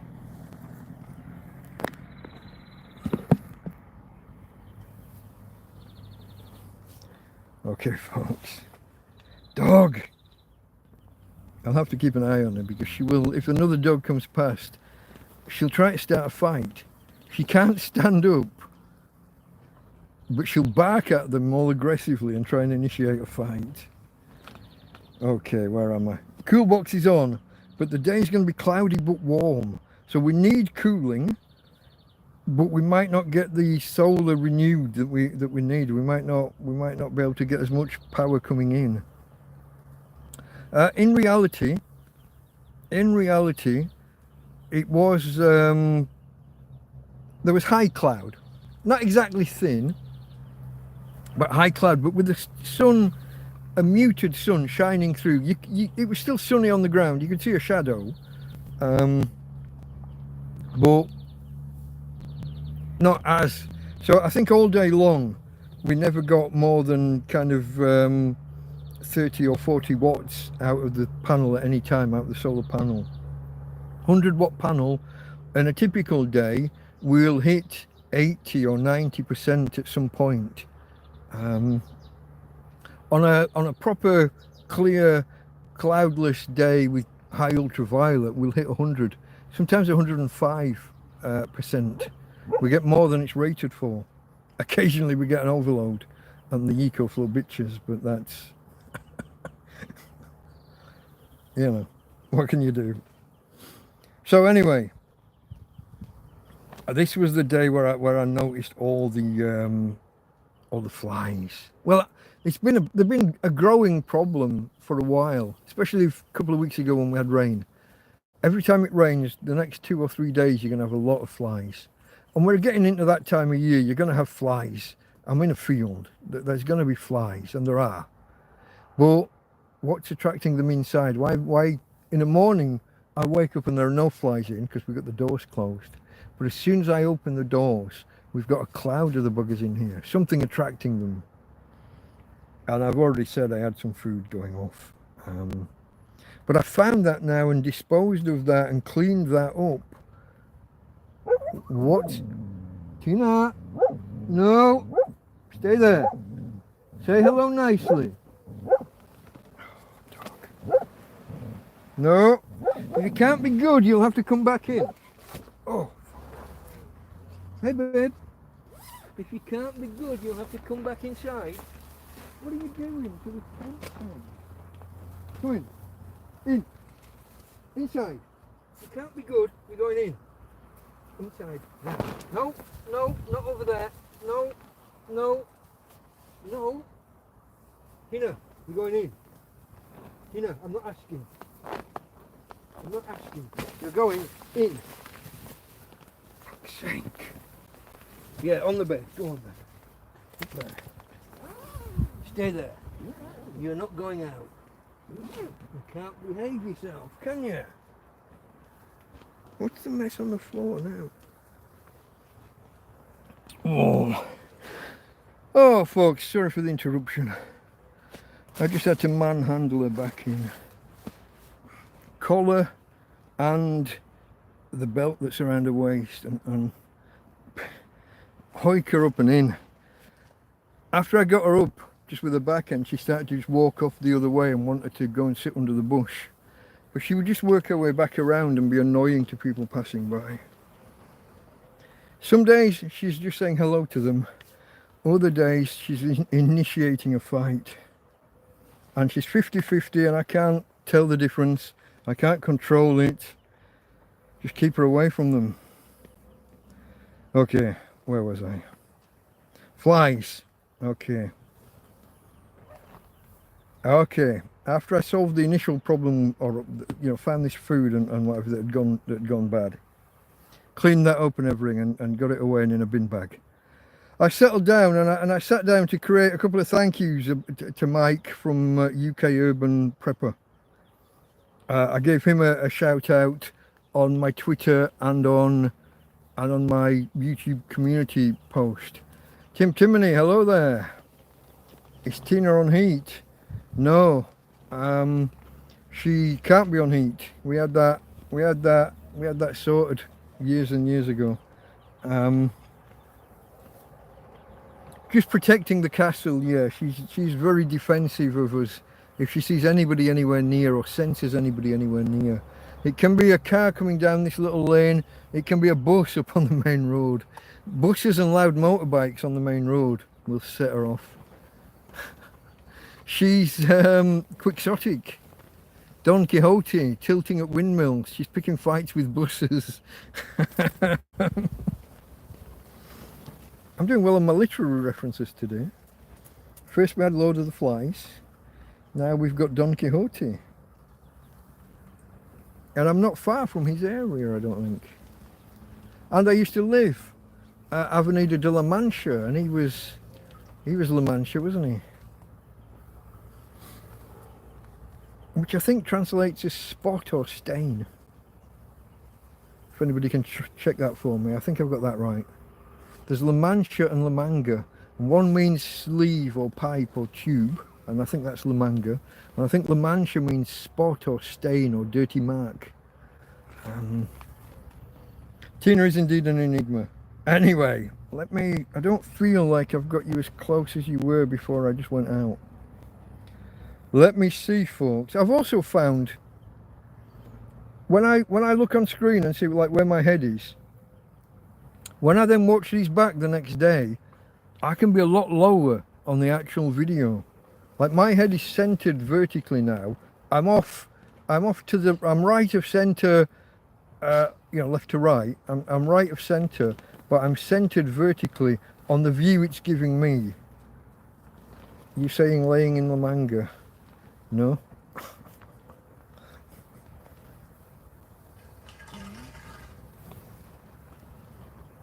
What day was that? I haven't mentioned that yet, have I? Is that in my notes or not? I think it was. I've got activity in this field. I think someone's building a camp in the trees at the other side of the field again. If you remember me talking about a guy called Frank in the field, a guy who identified himself as Frank, was Spanish, and Frank isn't exactly a Spanish name. Now, he could have been a Francisco, and he could have been anglicising his name. Not sure. But anyway, folks, let's crack on. Let's crack on. We are on 1 hour 50, and we're just, what, halfway through Thursday. Where am I? Okay, UK Urban Prepper. I gave him a shout out on my YouTubes and on my Twitters. Now, in the evening, when the sun has moved off, when the solar panel was in shade, I found myself on the EcoFlow's on 85%. So that's way before the evenings even started. We're already down to 85. But the sun's still on the field. It's just shadow over the panel. So this is one of those days where I unclip the EcoFlow from the solar panel, or unclip the solar panel from the EcoFlow, whichever way around you like, and I take them both halfway over the field. I got a sunbed over, I don't know, 6 or 7 yards that way, or 6 or 7 meters if you prefer. They're the same ish. And I put the panel there facing this way, because the sun, like now, the sun's over here. So I did that, and I topped it up a bit. I left it a little bit late, but I topped it up a bit, and get my phone topped up from like 10% up to 90. So I get a free phone charge out of it, and get the EcoFlow topped up further than it was, up somewhere around low 90s, maybe 92, 93. But again, I put the cool box on again that night, and leave this. I've got to come up with a system, folks. I need like a post-it note or something that I put up when the cool box is running, so that I can remind myself, or start a timer on the phone, like a 1 hour countdown or something. I could activate all the voice silliness, all the Google, do this, do that, do the other. I haven't got it listening to me at the minute. I've turned all that shit off. Suspicious of it all. I was one of the first people to get an Amazon, the Echo Dot, was it called, the littlest one? I might even have that here in the tent with me, the Echo Dot. The EcoFlow you have is worth its weight in gold. It is. But I am considering trading up. I don't know whether that's presumptuous, because I'm living on donations, so... And I've got this thing to save up for Tina first, haven't I? I've got to get her wheels. Give her that little bit more. I'm not sure what that would mean for the bloody door of the tent. We'll have to leave them outside at all times, I think. That'll have to be a rule. If she tries getting in and out of the tent with the wheels, like she just did here, boom, shuffling over the skirt under the door. I don't want to do that with wheels. But I've got that to sort first. Then I'm not sure whether I could like trade in or sell up, because if I sold the EcoFlow on, let's say, on Facebook Marketplace or something, I've then got to wait until I've got enough money. I'm going to spend days without any power at all. And then I've got to try and order the upgraded, the bigger and better EcoFlow. I don't know, folks. I don't know. I do, this is going to sound bizarre, and forgive me, but I do fancy the idea of a bigger and better EcoFlow and a fridge. A fridge with the ice box at the top, the mini freezer, you know, just the little drawer or shelf at the top of the fridge. I do kind of fancy that. I know it sounds ridiculous for a guy in a tent, but I think I can make that work. Well, disconnected, you are live. I was just saying, it might sound ridiculous, getting a bigger and better EcoFlow and a fridge just the refrigerator, but preferably one with the icebox. Probably not brand new. I've got friends who can drive around bins and maybe find one day. Maybe. Or maybe we could acquire a cheap one. They're not that expensive, I'm told. I don't know whether that's pie in the sky for a tramp living in a tent. Financially seems better and seems possible. I'm aware of the ridiculousness of it. I'm aware of the ridiculousness of it. But if I can't service the cool box and get better cooling out of it, I might have to look into that. Anyway, where was I, folks? I was trying to get started on. We're on Thursday, aren't we? We were Thursday evening, and I'd left the cool box running too long. So after all that work to get the EcoFlow up above 90% in the last of the sun, I then fuck it up by leaving the cool box running too long and dropping below 60% on the EcoFlow. I then fell asleep really, really early, which I hate. How can I put this? I'm a night owl. The day is kind of a waste. It's too hot inside the tent in the day, and we can't go anywhere, and we can't just sit in the sun because sunburn. I've got a parasol I can put up at some point, as long as the days aren't too windy, and some days are recently. I've got to find a way. I've got to find some kind of compromise. I thought this fan and the through draft through the tent, and that maybe if I stop using the bedroom all day long, so that's a habit I got into last year, because out in the central part of the tent was too hot. We didn't get the through draft in the same way because the door orientation was different. The diagonal was kind of that way, and this year it's that way, which seems to match the prevailing breeze. But to me though, I feel it away. If I fall asleep early and sleep a big chunk of the night, I feel like I've lost a lot of my day, a lot of my 24 hours. The time that I like and enjoy, the time that I can just watch videos undisturbed. There aren't people walking past all the time. It's not too hot. That's my best part of the day. 2 a.m. while 5 a.m. let's say, or 6 a.m. If I fall asleep, well, even that 11 o'clock at night while 2 or 3 in the morning I love as well. If I fall asleep too early and wake up say at 3 or 4 in the morning, yeah, not good. Don't like it.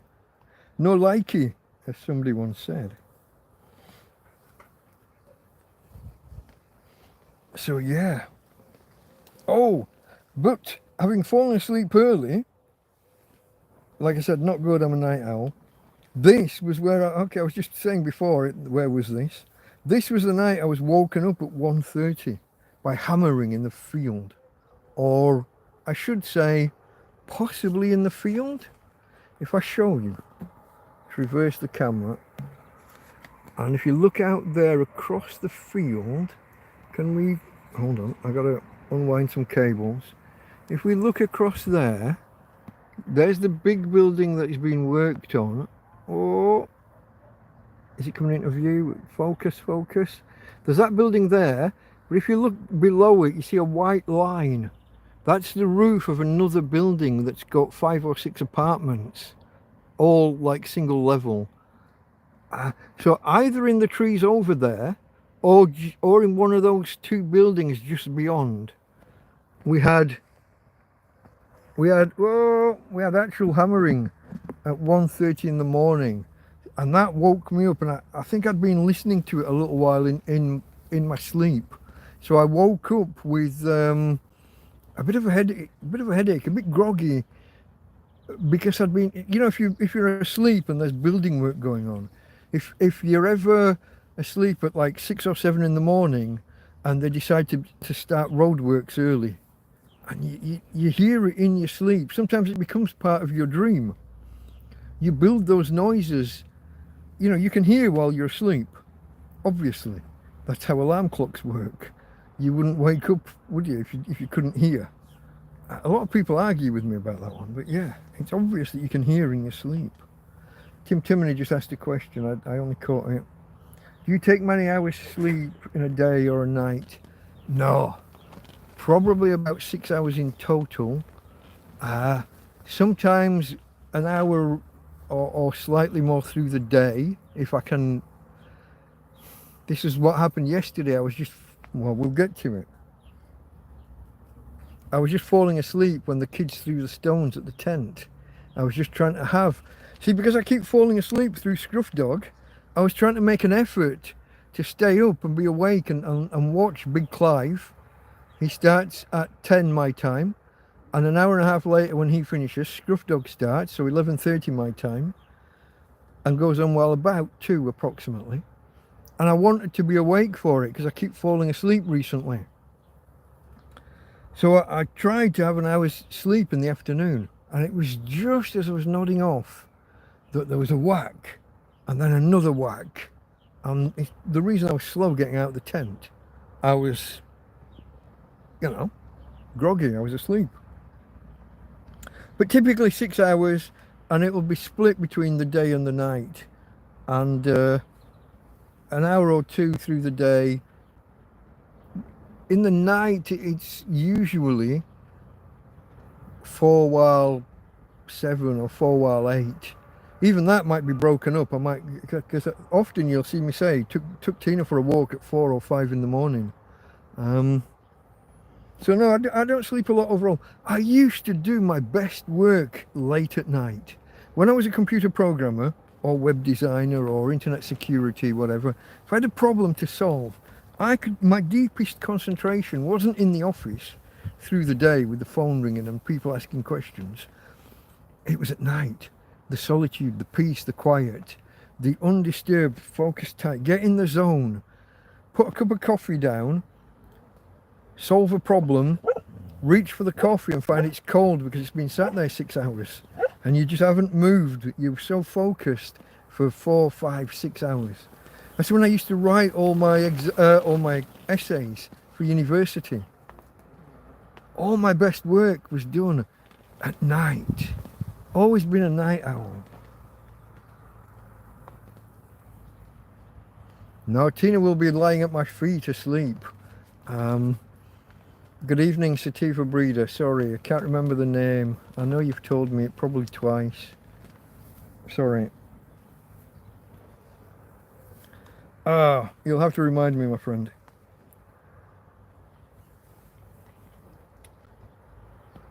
Just a second.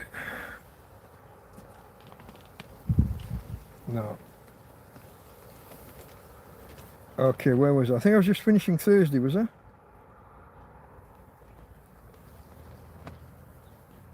Hammering in the field, okay.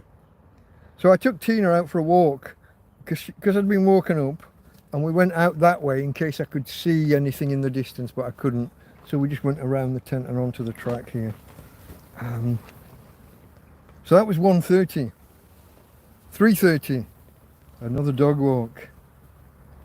Well, okay, let me put this another way.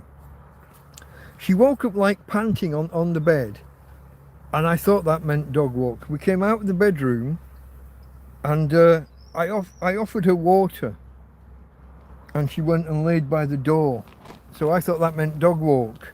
And this is one of the ones where I take her out, and we just do a loop, maybe 30 meters, and I'm having to carry the back end, as I've said, and to begin with, her legs don't even work, they don't register. She's just dragging them behind her on the tops of her toes, on the tops of her feet. After a while, they start to kick in and start to work a little bit, but we didn't get that far. We got nowhere. She turned around and just came back in. She did nothing as far as I'm aware, as far as I could tell. Now it was dark, so it's possible she did something and I didn't see, but I got the sense she'd done nothing. So I got no idea what that was about. So I'd offered her water, she'd gone to the door. We went out and around, she did nothing. She's an awkward bugger sometimes. And like I said, because we'd had a little accident the other week, I'm looking for her little signals. I'm looking for her trying to tell me when she wants or needs to go do something. Whether it's a drink of water or whether it's the ablutions outside. Tina, steady. It's just a fly. Don't break the tent just for a fly. Stop it.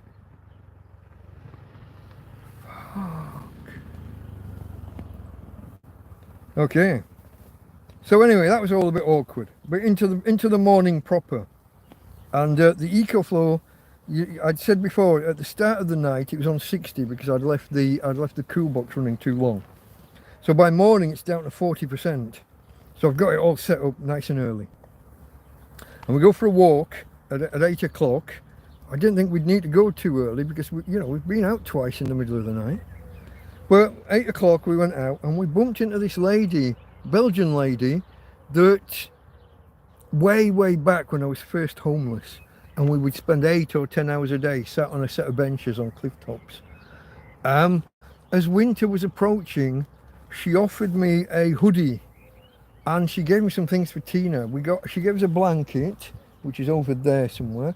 She gave us a blanket for Tina and a little collapsible doggy bowl, so that she saw that I was putting water out for Tina. I cut the bottom off a cola bottle, so it was all right. It did the job, but it didn't pack very easily in the rucksack and would get crushed and bent and twisted. So she got me this collapsible water bowl, and there were other things, I don't remember what. But she was very nice. She'd always try and talk. Belgian, so speaks French. My French is bad even by schoolboy French standards. But she was learning Spanish and I had a little bit of Spanish, and between either French or Spanish we could get there. We could make ourselves understood. Her husband speaks English fluently, so she brought him around one day to try and get the full story of how and why I was homeless. But she gave me his one of his hoodies as winter was approaching. This was before there was any tent, before there was any shack. This was just me in a field with a bed, or with a bedroll. So known her a long time, bump into her occasionally, but I think this is the first time she's put two and two together and seen that I'm that we're the ones in this tent, in this field. Like I said, we used to see her 500 meters that way on the benches. So it's nice to see her and just say hello, but she was taken aback at the extent of Tina's deterioration, that the back legs just not working. But yeah, nice to see her. Tina used to run to her. As soon as she saw her arrive at the scrapland, the wasteland that has the cliff tops, Tina would run away from me, snatch the lead out of my hand and be gone and run. She always had treats in her pockets. Well, now she's got a dog of her own. Tina started a fight. Tried to. I had because I'm holding the back end and I've got the lead as well. She didn't get anywhere, but she yeah, awkward. Our friend Nicole the other day. Nicole, yeah, and her new doggy, yeah, not good. That's my dog though. 50-50. She'll either be your best friend or she'll want to fight, and I can't tell the difference. Okay, so this was the day. It's a pretty standard day on the whole. This was the day where I thought my friend Karen was flying out, but we were out of touch. I think she was having difficulty with Messenger, and it turns out, I found out later, I'd misremembered, and it wasn't that day she was coming. Yeah,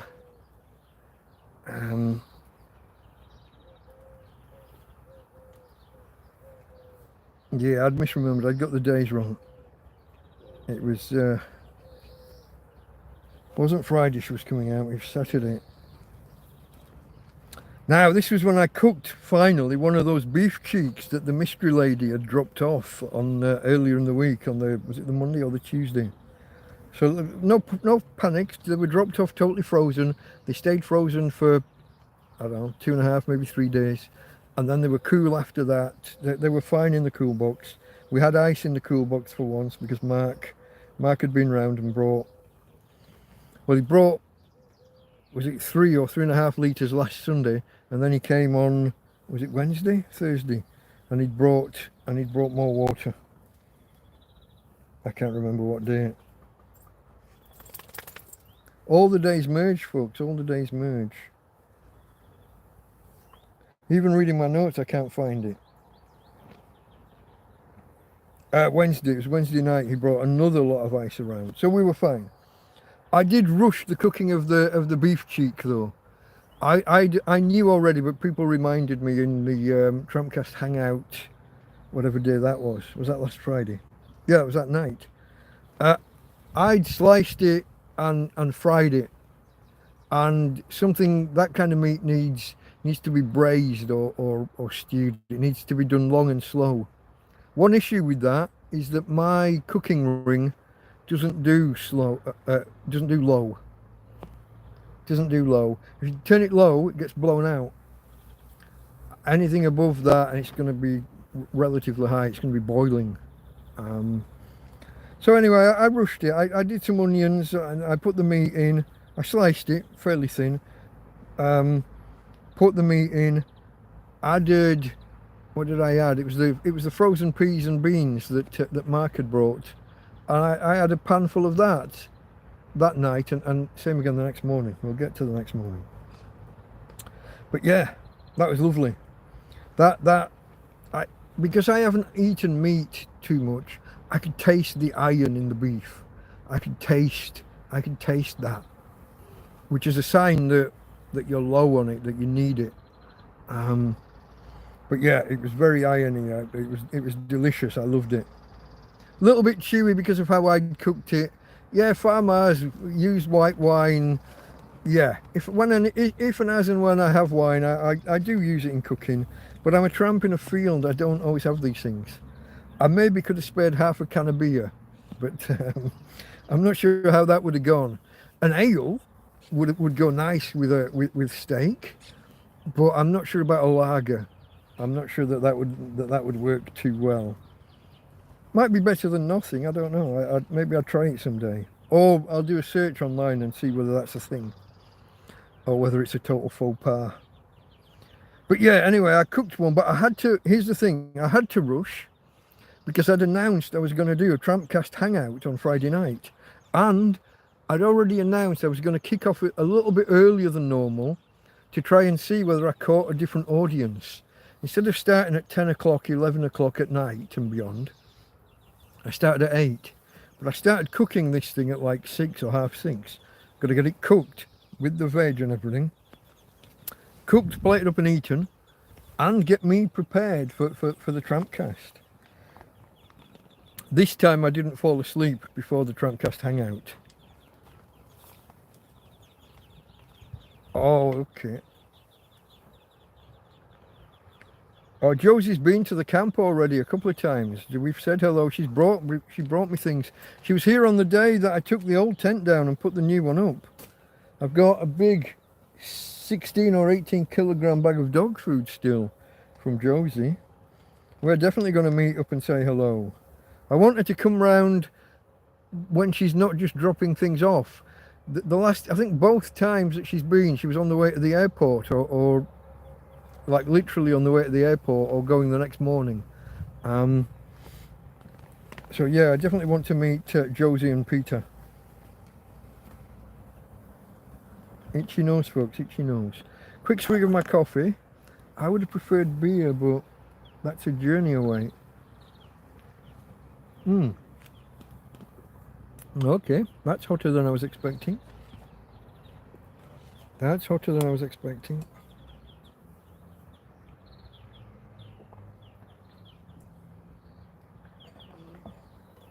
Oh, hot, hot, hot. Oh, okay. Where am I? I'm on Friday, aren't I?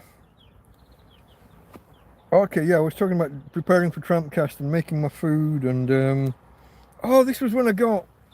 So yeah, in between announcing TrampCast and doing TrampCast hangout on the Friday night, I got this huge. I got a photo somewhere. I'll maybe do a community post of it. It was like the top third of a golf ball, not the top half. It wasn't that dramatic, but it was like the top third of a golf ball, just right there. Not like a mosquito bite is like a welt. You get like a line. Spider bites would usually be big like that. Not that big, but big, but with a red dot in the middle, like an actual wound in the middle. This didn't have. It didn't match either of those things. Came and went within. Well, it had to have been less than 2 hours because it was gone before I did the TrampCast. But I've never had a bite like that, and I've been in Spain now. What? It's over 9 years, isn't it? So that was strange. I've said about how many flies have been around, but what I'm also finding is when I walk outside at night, 7 o'clock onwards, I'm itching around my ankles and lower legs. That's not normal mosquito. I mean, they'll get you anywhere, but this is focused around the bottom of the legs. Now, there are things called, I think they're called sand fleas. I don't think they're actually fleas, but they are a bitey insect that's at ground level and a little bit jumpy above. I'm just wondering if the ecosystem here hasn't changed again, because we've got a lot more flowers and the plants are a lot more active. Last year, if I show you, just give me a second. Oh. I am live, I'm back. Sorry folks, misclick. Took me out of the ocean beaches. We're only 150 yards away. There's something ground level that's very bitey. But what I was saying about the eco flow changing, let me see if I can do this without pressing any buttons accidentally. You see this green bush just here? I don't know if you can see. There are some flowers on it at the top there. You see those flowers? And they turn into berries, and there are some berries. Oh, it's not easy to see. But there are, okay, lower down there somewhere, there are some berries. And they look like blackberries, like brambles, blackberries. But they explode. If you touch them, they kind of explode. They burst. They're each droop sac or whatever they're called, each of the bubbles that you get in a blackberry. Well, on this particular plant, they're all separate. And they kind of explode, drop on the floor, and they are actually poisonous. But the last year that didn't flower and didn't get any berries. This year we had a lot more water in spring, a lot more rain in spring, and so the field is kind of returning, but it's returning a little bit different. And I'm just wondering if the ecosystem hasn't changed a bit. There's something that is biting at ankle and above. Don't know what it is, but I threw out a possible suggestion. But it's like that. It's biting the bits that are low to the ground. So yeah. Oh, let me just adjust, if that makes sense. I think it does. Okay. Anyway, Friday night. Okay. Yeah, something bitey. But I was talking about the big thing, the big third of a golf ball thing that I had on my wrist. So anyway, folks, yeah, we're preparing for TrampCast, and then did the TrampCast 15, starting at 8. Like I said, to see if we catch a different audience. Maybe there'd be people who would watch at 8 o'clock in the evening, 7 o'clock UK time, 1 in the afternoon, Eastern US, probably. No, 2 in the afternoon, Eastern. Maybe we would just catch a different audience, but it didn't really work out. The numbers were low for the first hour or two. I think they stayed fairly low throughout, but it was enjoyable. It was a good one. This one didn't get too political, and I didn't drop any N-bombs. Oh, and I got a donation, didn't I, from Rich, who I said thank you to earlier at the beginning of the show. Thank you, Rich, if you're still there. RRGR or whatever your four-letter combination is. I can't go looking. But yeah, thank you, mate. Thank you. That's going towards Tina's wheels. Oh yeah, and also during that was where Karen offered me a. I don't know who has this, but RLRG. There he is. Cheers, mate. I will. I know I've got to catch up with the. I got to catch up with chat. I'll do that in a moment. Before we do Saturday and Sunday, they'll be relatively quick. So we'll take a break after we finish Friday night in a moment. But who has this, folks? This is what Karen offered me. She's got a spare tablet, never used, and it's a proper real good one, Samsung. Spare, unused. Oh yeah, we'll give it to a tramp in a field. It'll be very useful, but as I've said to her, it doesn't solve my big problem. But our friend Josie there has made an offer of something that will solve my big main problem, and be beneficial going forwards. So I kind of told Karen that if she could find anybody else to give it to, you know, family or friends that would make more use of it, not more use. You know what I mean? Someone who would make use of it. She would make use of it. That was a friend or family, someone more closely tied to her family. Seems. So what I've told her is, if she does put it my way, it's a loan. She gets it back if and when and as and when I get out of this mess that I'm in. I don't see a way forward. I can't put a timeline on that. But we treat it as a loan. It goes back to her when we're finished. I can't take an unused Samsung tablet to a tramp in a field in a foreign country. Thank you, Karen. She did put some strings on it afterwards, though. She has terms which I currently can't live up to, but that's why I told them at the outset, Tim Timony, that they should enable live chat replay. Everybody watching should always enable any live stream you watch after the event, live chat replay.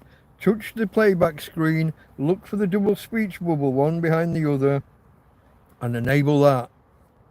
Because you don't always, it's conversational, you can't always stop and read out the comment.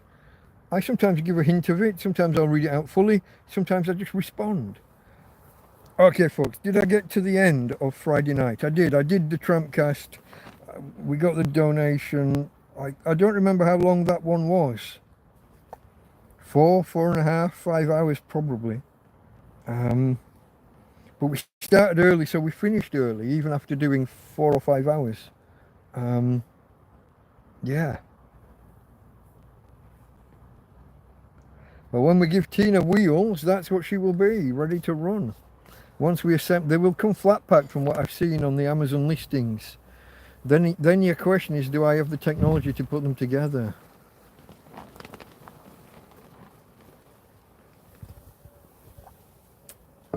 You make a fair point, Tim Timony. You make a fair point. The longer ones especially, people want to just listen in the background. So yeah, I'm going to go back in chat now to somewhere I recognise.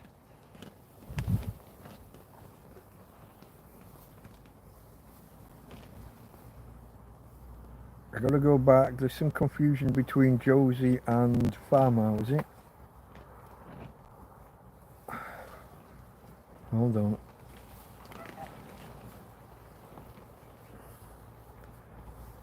Martin, that was it. Sorry, Sativa. Okay, I think I saw... Did I see that far back? No, I was just there because Tim Timony asked and it popped up. I've got a long way to go, haven't I? Hold on. I saw Tim Timony asking if Tina was on heat, but I don't know.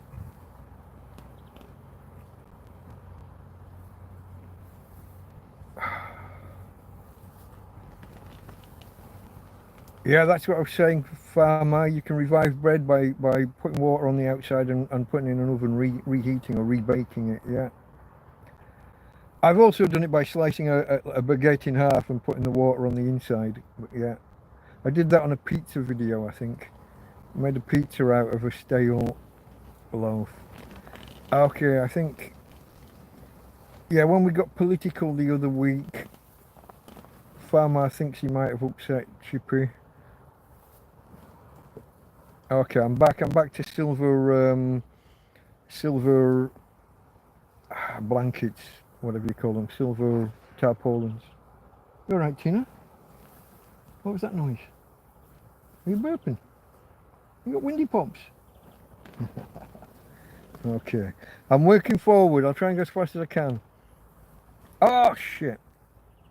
I almost banned Farmer. Hold on. Oh, now it's... Oh, you didn't. You absolute piece of It scrolled right to the bottom when I cleared the dialogue. Okay, EcoFlow work its weight in gold. I've gone too far back. I think I have anyway. Oh no, here we go. And I've got my arm really high. That hurts. That's hurting the shoulder. Oh! Where am I? Am I too far back or not far enough? Okay, there was Farmer thinking he pissed off Chippy. They sort that out between themselves. They're grown-ups. Tina on heat. Tina is an enigma. There was Timony arriving. Happy to be here. Yeah. Caught up on the live streams. I haven't. I haven't caught up on them. I'm way behind. EcoFlow worth its weight in gold. As I've said to everybody, absolutely. Everyone should have one of those portable power stations, solar power stations, solar system, bad name, solar generator, even worse name. But yeah, stay where you are. No, stay. Back on the bed. Get back on the bed. You can't, can you? You'll need me to help you now. We're here for a good time, not a long time, says Farmer. There was Timony asking about how many hours of sleep. 6 was the answer, yeah, roughly. Sometimes less. If I'm watching a good video. There's Martin, Sativa Breeder arriving. What were you studying at uni, please? Me? I was doing a Bachelor of Business Administration. So most people have heard of the MBA. I was doing the bachelor level of the same thing. Didn't learn anything in the entire 4 years. It's a 4-year course, including a year in industry. And after, when I was on halfway through the 4th year, halfway through the final year, one of the lecturers turned to me, not just one of the lecturers, the senior guy for that course, or for the business management school, turned to me and he said, if we'd known your background, you could have skipped the first 2 years. I did a 4-year fucking degree. And then halfway through the final year got told, because I was a mature student, I'd already worked and done shit. Left a job to go to uni. And then got lectured by university lecturers telling me about, when I asked for an extended deadline, because my wife was in hospital, get this, my wife was in hospital, and had been for about 2 weeks, and I asked for a deadline on one assignment. I asked for an extension on one assignment, and this guy who's never had a proper job in his life tells me, "Ooh, I'll grant you you can have the weekend." It was due Friday. He said I could hand it in Monday. He said, "I'll grant you this extension this one time because of the circumstances." But he said, "But in the real world, when you've got a job, deadlines don't move." And I was like, fuck off, you can have holidays, you can do this, you can do... There's all sorts of ways deadlines can move when you're in work. You have colleagues that can pick up the slack and do the work instead. There's all sorts of ways around it. Sometimes it's on you because it's your one specific field. But I've got this bloke who's never had a fucking proper job in his life lecturing me about how in the real world... Yeah, fuck off, he's never been in the fucking real world with his ivory towers. Sorry, I got all sweary, I didn't mean to. The noble loop of carrying Tina's hind legs. You know, she's my girl. I will carry her as long as I can, forever, as long as needed. It does get difficult when she decides she wants to go all the way to the cliffs. We're all right getting there. I'm dead by the time we get back. I think that's that's why my arm's aching now, being up this high, because I had to carry her entire weight when we went on a longer walk earlier.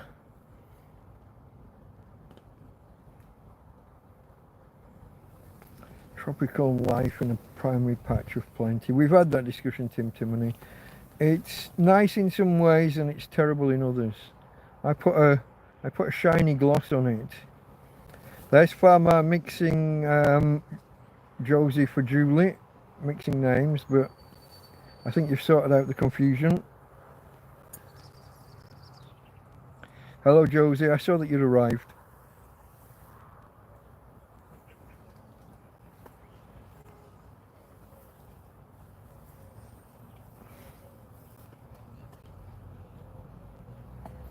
White wine for cooking, Iron Mike, that was the iron in the beef, yeah, okay. You can always rely on Tim Timony for some little pun or little jokey comment. Do you put ale in your pies, mate? I would if I had any ale. I can't remember the last time I had bitter, as I would call it, bitter IPA ale.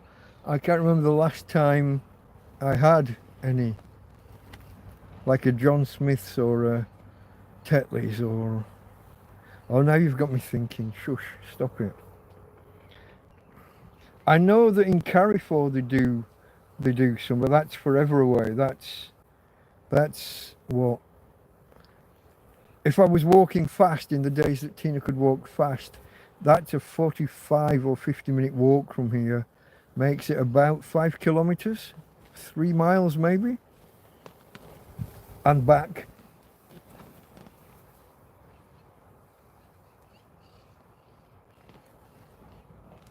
Hey, here we go. Yeah, Josie's just saying that they do visit me. Yeah, I clarified that earlier, yeah.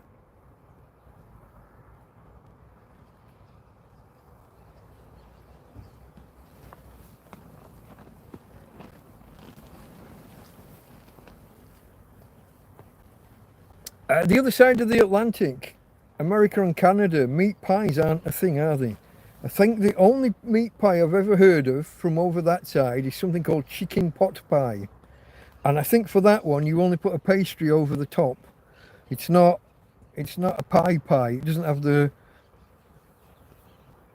proper, it's not surrounded. So chicken pot pie. If you were to say to an American, like steak and kidney pie, they'd look at you like, why are you eating kidney? Kidney's where the urine comes from. Why are you eating that bit? They don't eat offal, anything that's not just meat. This is why black pudding, or blood pudding as they call it, doesn't happen. Anything with the blood. Haggis, the idea of haggis with a sheep's stomach and lung and heart and whatever else, it's illegal in America. In the United States, you can't import a Scottish haggis. Yeah.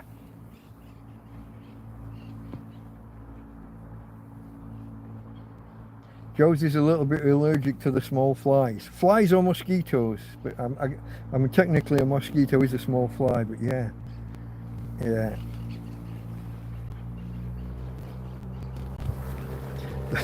The bite could have been a midge blown south from Scotland. We used to have midges in the north of England as well. Yorkshire had midges. They're not only a Scottish thing. The Scots like to claim them as their own. Have I... Oh no. Sand fleas in ocean beaches, yeah. But like I said, we're not far from the sea. It's a sea rather than an ocean, but same thing. They need the water, okay. Maybe it's not them then, maybe it's something else.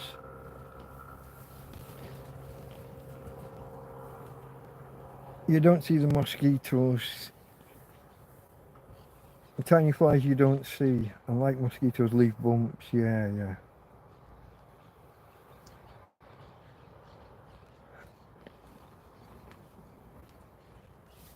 Josie thinks she has sweet blood. Everything always tries to eat her. My wife was the same. The two of us could be, literally in the same room, obviously, same bed, and with various legs or whatever sticking out of bed. And it was always Jan that got the majority of the bites. She'd wake up with like her legs or arms with like about 10 bites or bumps on them, and I'd have one. There's all sorts of theories online about what attracts them, what they like and what they don't like. Is it carbon dioxide? Is it nitric oxide? Is it people with a higher blood sugar level? People possibly diabetics or pre-diabetic? There's all these theories, and I've never seen any of them properly confirmed. There was Rich saying he's still here and saying I was welcome for the donation, but I still say thank you. Yeah, Josie's offered me a laptop. Yeah, we've discussed that previously. Yeah, and some kind of triple gas burner, triple camp stove was mentioned as well. I don't want to be greedy. I don't want to take everything, But yeah, there's Timony telling me off for not reading out the chat, just responding. I try to read it out or summarize it and answer it, but sometimes it's just a bit more conversational. Chippy came back after he'd had to leave, run to the shop. How was your mum, by the way, Chippy? I missed Big Clive and Scruff Dog last night. I fell asleep and woke up just after they all finished.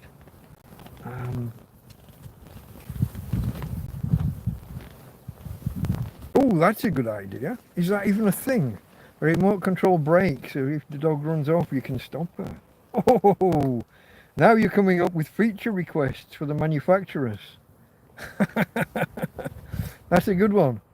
I shall, if ever I'm in communication with one, I'll put that in as a feature request.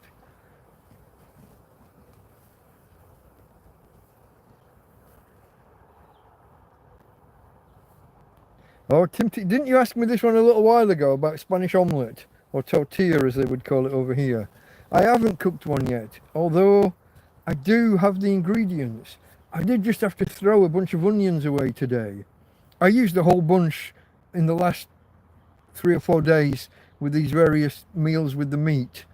But I did pick a pack up that had 2 or 3 that had liquefied. It's funny. 2 or 3 are like hollow shells of themselves, and the rest of the pack are okay. But yeah, I had to throw a few away. That was something else that had gone. So I'd had something over here go entirely liquefied, and then I'd had a few onions. I suspect I might have a potato. I've got a big, like a 5 kilogram net, a mesh of potatoes over there.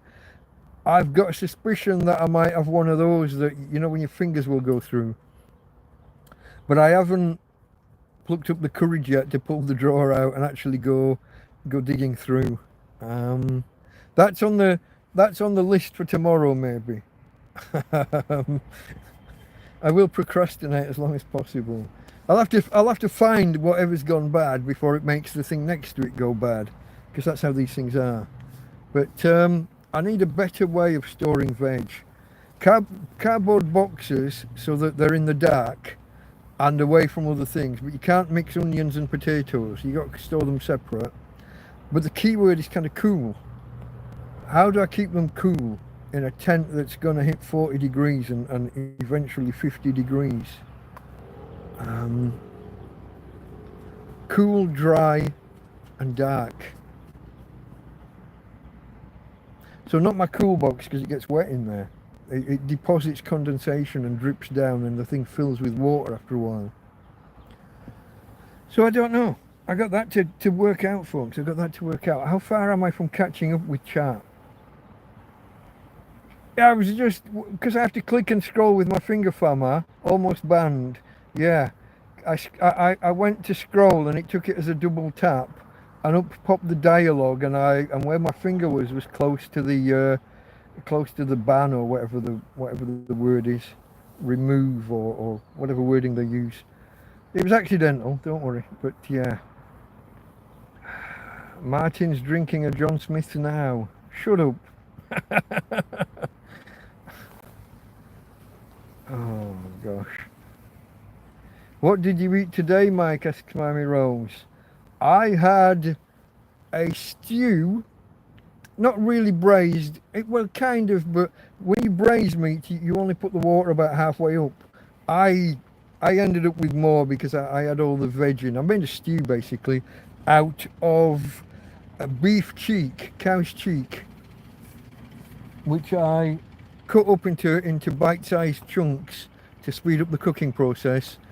Put in, I fried off originally a bit of the Maillard reaction, a bit of browning on the meat, just on the outside, not heavy cooking, and then added the water, stock cubes, because sometimes your meat just doesn't taste meaty enough, so you have to add some meat flavour to your meat, and then onions, potatoes, and then it was the remnants of the frozen peas and frozen beans that Mark gave me a few days ago. So it's just a little stew. But yeah, with potatoes this time. I didn't put any potatoes in the other day. I didn't add much in the way of liquid last time. Just the water from the frozen peas and beans. So when I cooked one on whatever night that was. When did we all talk? Friday night. Must have been Friday night I cooked the first batch. So I had some Friday night, I had the leftovers Saturday, and then today I've cooked the second beef cheek. So yeah, eaten well. I've had two full, when I say a bowl full, I mean a small pan, like a milk pan or a little bit bigger than that, a small saucepan. So I fill that, and that's because a pan is just a bowl with a handle, so that's what I eat from. The pan really is too small to put on the gas. The gas ring's too big. The heat either comes up around it and melts the handle, or I have to off-center the pan and only catch about a third of the gas ring. So I try and use bigger pans for cooking and then dish up into the smaller pan. Where are we here, folks? We got to the end of Friday night. I've got to do Saturday and Sunday still, and we're almost 3 hours in.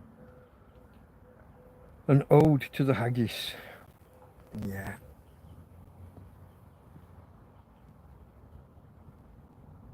Doesn't have any pot in it. No, I knew that. The question is, how much pastry does it have in it? Or on it?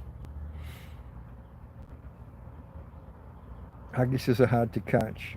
One leg longer than the other from running around the hill in just one direction.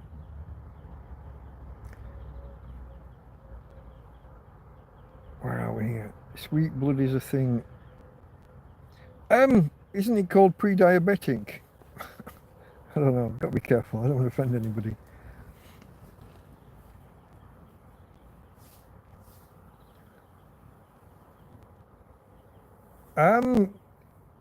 Only moderators, I think, can post links. You can try, and maybe,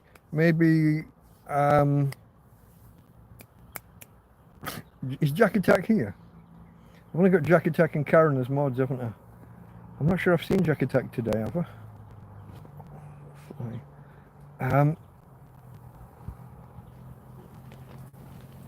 I can take an email. There's an email address on every video, deltamiketorrevieja@gmail.com. But most homemade fly repellents and what have you, it'll be some kind of watered down oil and an essential oil, a citronella, a lavender, a garlic maybe. Most are along those lines. I've got some here somewhere. I've also got proper fly spray for when they really get on top of me and you just want to kill them outright. Chippy thinks it's CO2 and higher body temperature for the attracting mozzies. Could be. There are all these theories and I don't think any have been proved. I mean, the problem is you get lots of papers come out about it and you get the newspaper headlines and they'll write a story every summer about how to repel them. But these things don't get replicated and become proper real science. It's not science until it's replicatable.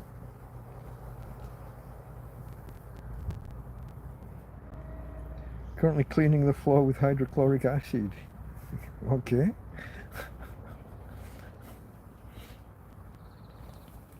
Your mum's doing okay, Chippy. I'm glad. I'm glad.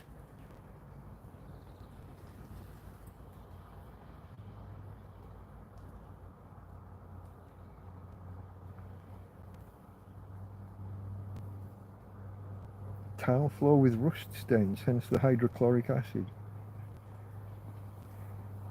Wearing PPE. Okay.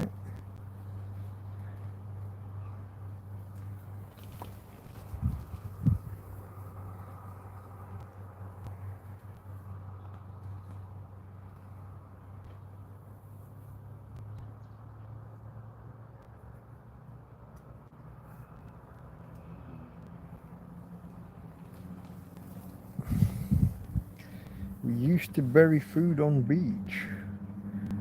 Okay. I can't bury food here. I can't get down more than 3 inches into the ground. It's a cliff top.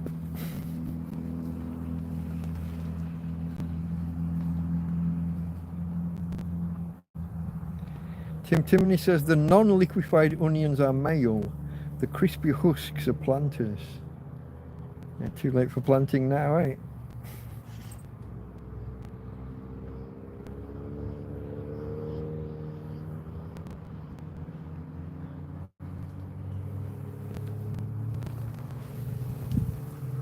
Okay.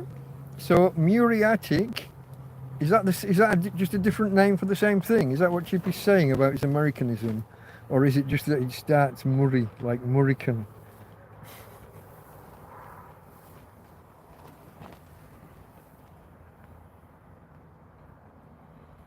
Okay. I need to just check something with this out. All this time, we've only climbed from 15% to 37% in power. How many watt? This is annoying me. And according to Jack Attack's research, it's Samsung's fault, not the EcoFlow. When I connect this device, look, it's drawing 6 watts. The maximum it's ever taken is 14. I'm going to unclip, wait 10 seconds and put back in and see whether we get better. Samsung do not follow the proper USB-C conventions. They have their own proprietary way of not doing things. What are we getting now?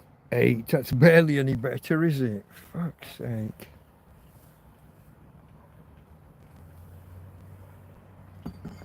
Okay, folks, I'm supposed to be going through the week as it was. Medium, you see, I'm on a Spanish-made, almost Chinesium gas ring that's a certain size, and I'm outside in the wind, and if I don't maintain a certain level of flame, it blows out. And I can't stand there while it cooks all the time. I put it on, I come away, I go back in 5 or 10 minutes. There's no low and medium heat. It's either on or it's not. It's you know what I mean? It's so what I do.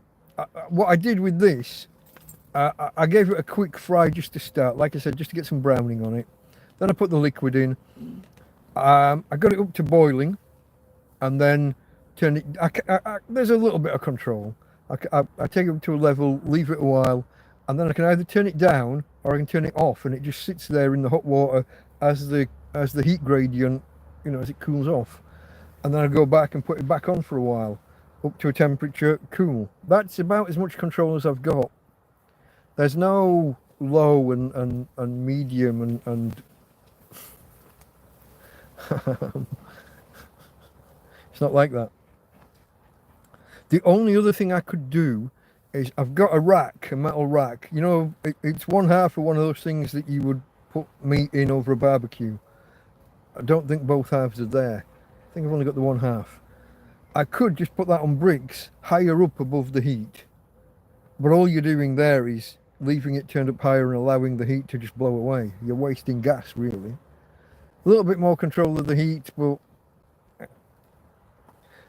we calculated, I think, that there are 14 kilograms of gas in these bottles, and the burner will run about 400 grams an hour. That's how big a burner it is. 4 times as much as your normal camp stove. But a lot of because the thing's so wide, it's as wide as my widest pan. So a lot of the heat is just going up and around. I did for a while put the rack directly over, and put 2 pans side by side, but it's a little bit seesaw. It's a little bit, yeah. I think Americans use a different word than seesaw for that particular kid's ride or toy. I can't remember it offhand, but I remember hearing that there was a different phrase. Okay, folks, what I'm going to do, I'm going to break off from the comments here, remembering it was at Farmar with fried beef on medium low. I will come back and pick up at that point.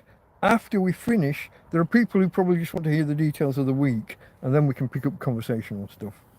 So, folks, I really do want to just go and grab a beer. Just bear with me. I have got coffee still, the remnants of, but I'm just in a more thirsty mood, and coffee's just not. Oh, too much talking. Oh, and the legs are stiff. Tina, you're sat on the detector. You're sat on the panel for the Christmas lights, darling. You're causing the lights to be on and the battery to run out. That's better. Save me some power for later, because I didn't charge them today. Oh, should I get 2 just in case? Oh, they're a bit weird. I haven't done the cooling. Okay, let's take these over there. I don't think I'll need 2, but just in case we go on a while. I do have a tendency to go on. Oh, where am I going to put them? I'll put the one here, the other down here. Running out of space, folks, running out of space.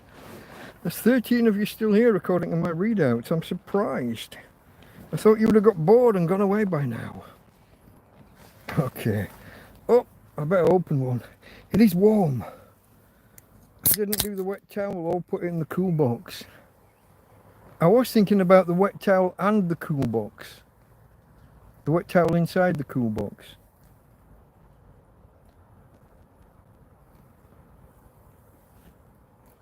Oh, warm is not ideal.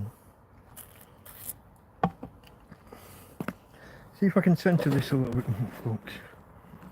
Oh, just turning. That's a bit better. Okay. So we were on Friday night, weren't we? Were we? We were. I did the TrampCast Hangout number 15. And we kept it a little bit more not on topic, but we kept it a little bit less radical this week. No ultra swear words and no radical politics. We did hit a few conspiracy theories though.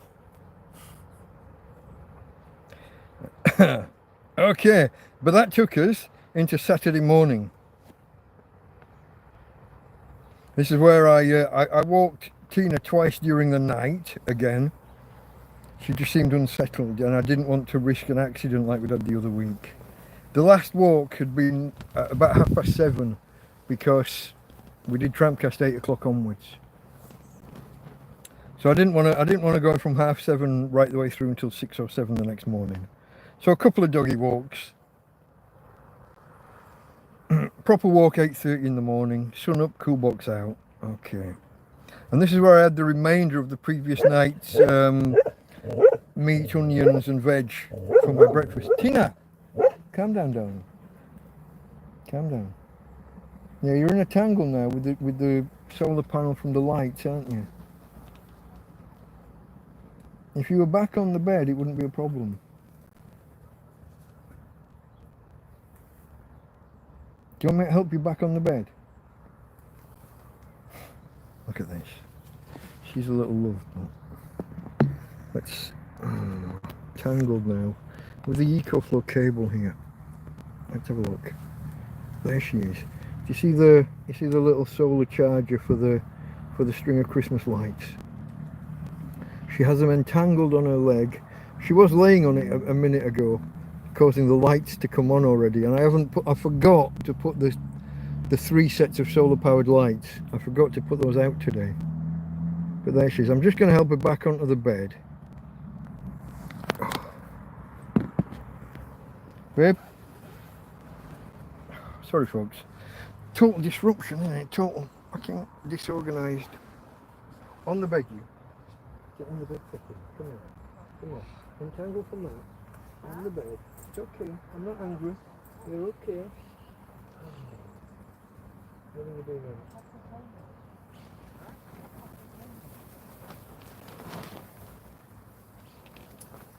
Now I can't put the lights back where they live.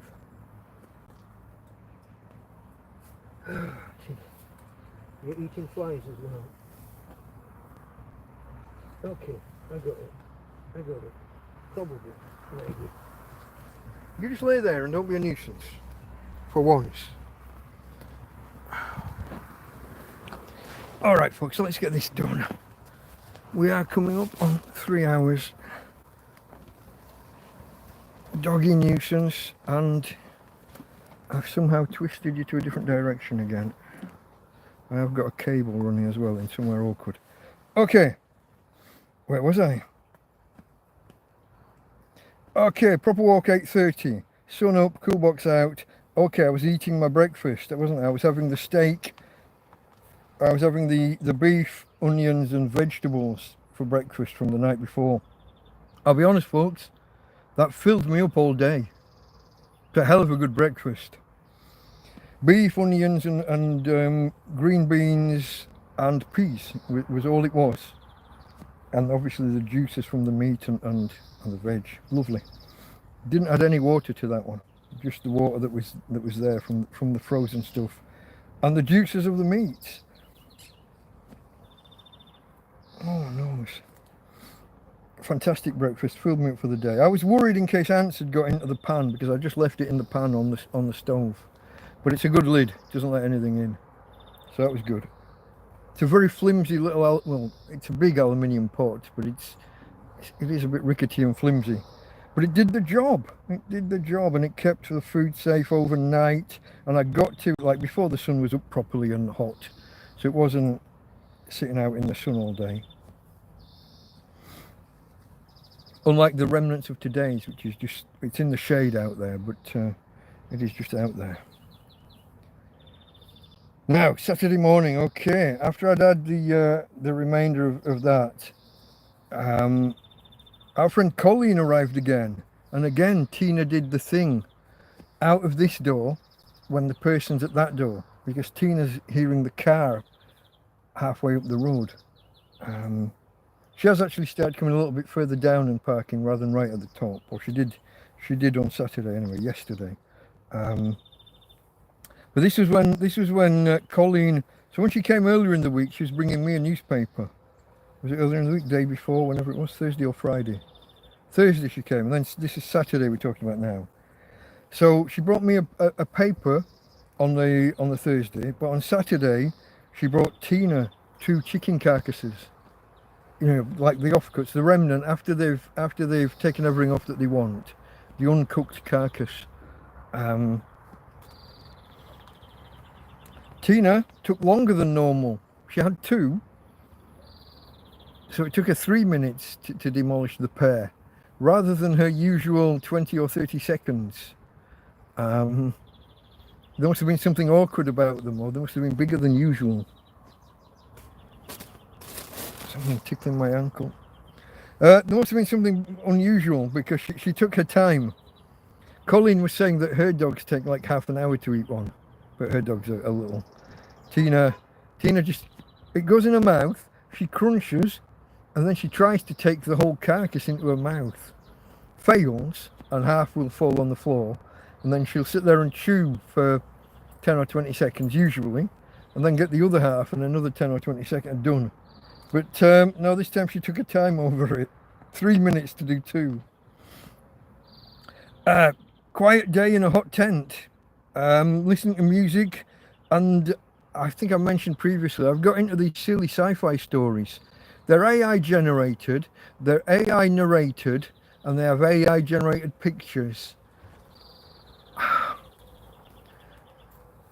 They're quite trashy.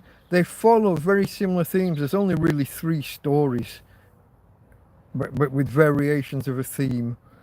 They'll often use character names or the names of races, and planets and races that you recognise from proper real sci-fi. There'll be a Neelix or a Talaxian or a Vulcan. They're so obviously built from scraping other people's stories. But somehow I can't stop listening to them. And the pronunciation, the gaps, and where they pause mid-name or in the middle of when they hit something that's not an abbreviation, an acronym. When they hit something that's in capitals, so instead of saying US, they'll go US, and there's just this big pause because they're pausing on the full stop, or what they think, the period, as Americans would say. They're pausing on the full stop rather than just reading it as US. But I can't stop watching them or listening to them. So that's what I did with most of my day.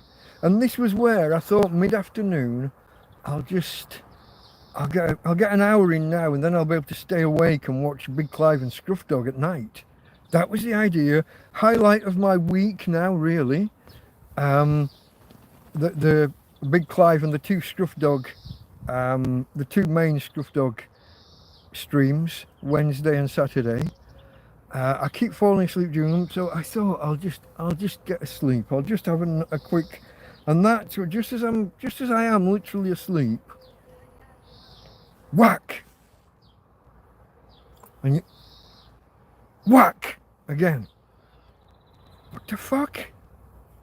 And I come running out, and there's a bunch of kids at the top of the road. 4 lads, aged somewhere around 10 plus or minus. I think they're all lads. One of them had a bit of a girly haircut. Could have been either way, but look, I'm going to assume 4 lads.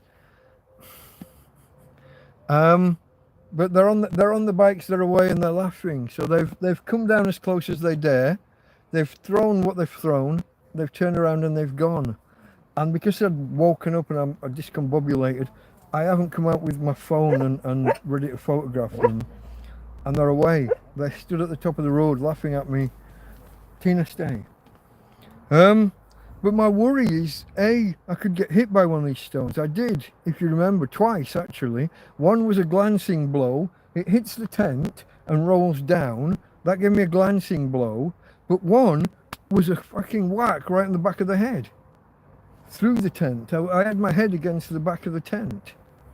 So there's a danger to me or Tina directly, or there's damage to the tent. And if I don't respond at all, they will just come closer and try again, and closer. Eventually there'll be damage or injury. So I have to do something. In the past, I've chased them, and I almost caught them the one time. I was close enough. I had a bunch of rocks in my hand, and I could have hit them, but I threw to miss. I just threw like a handful, wild and off to the side. But at the right range, they knew I could have got them. They were arrogant. They walked around this field, and there's a path through this field. It's not an easy path, but I live here, so I know the path. And I walked through, and I got right on top of them more or less before they knew I was there. And then I threw these rocks. Let them know that I could catch them. Even though I'm a fat old man, I could still get them and do them damage. Obviously I didn't. I'm tempted. But yeah, that was me. And that wasn't the end of it. An hour or 2 later they came back.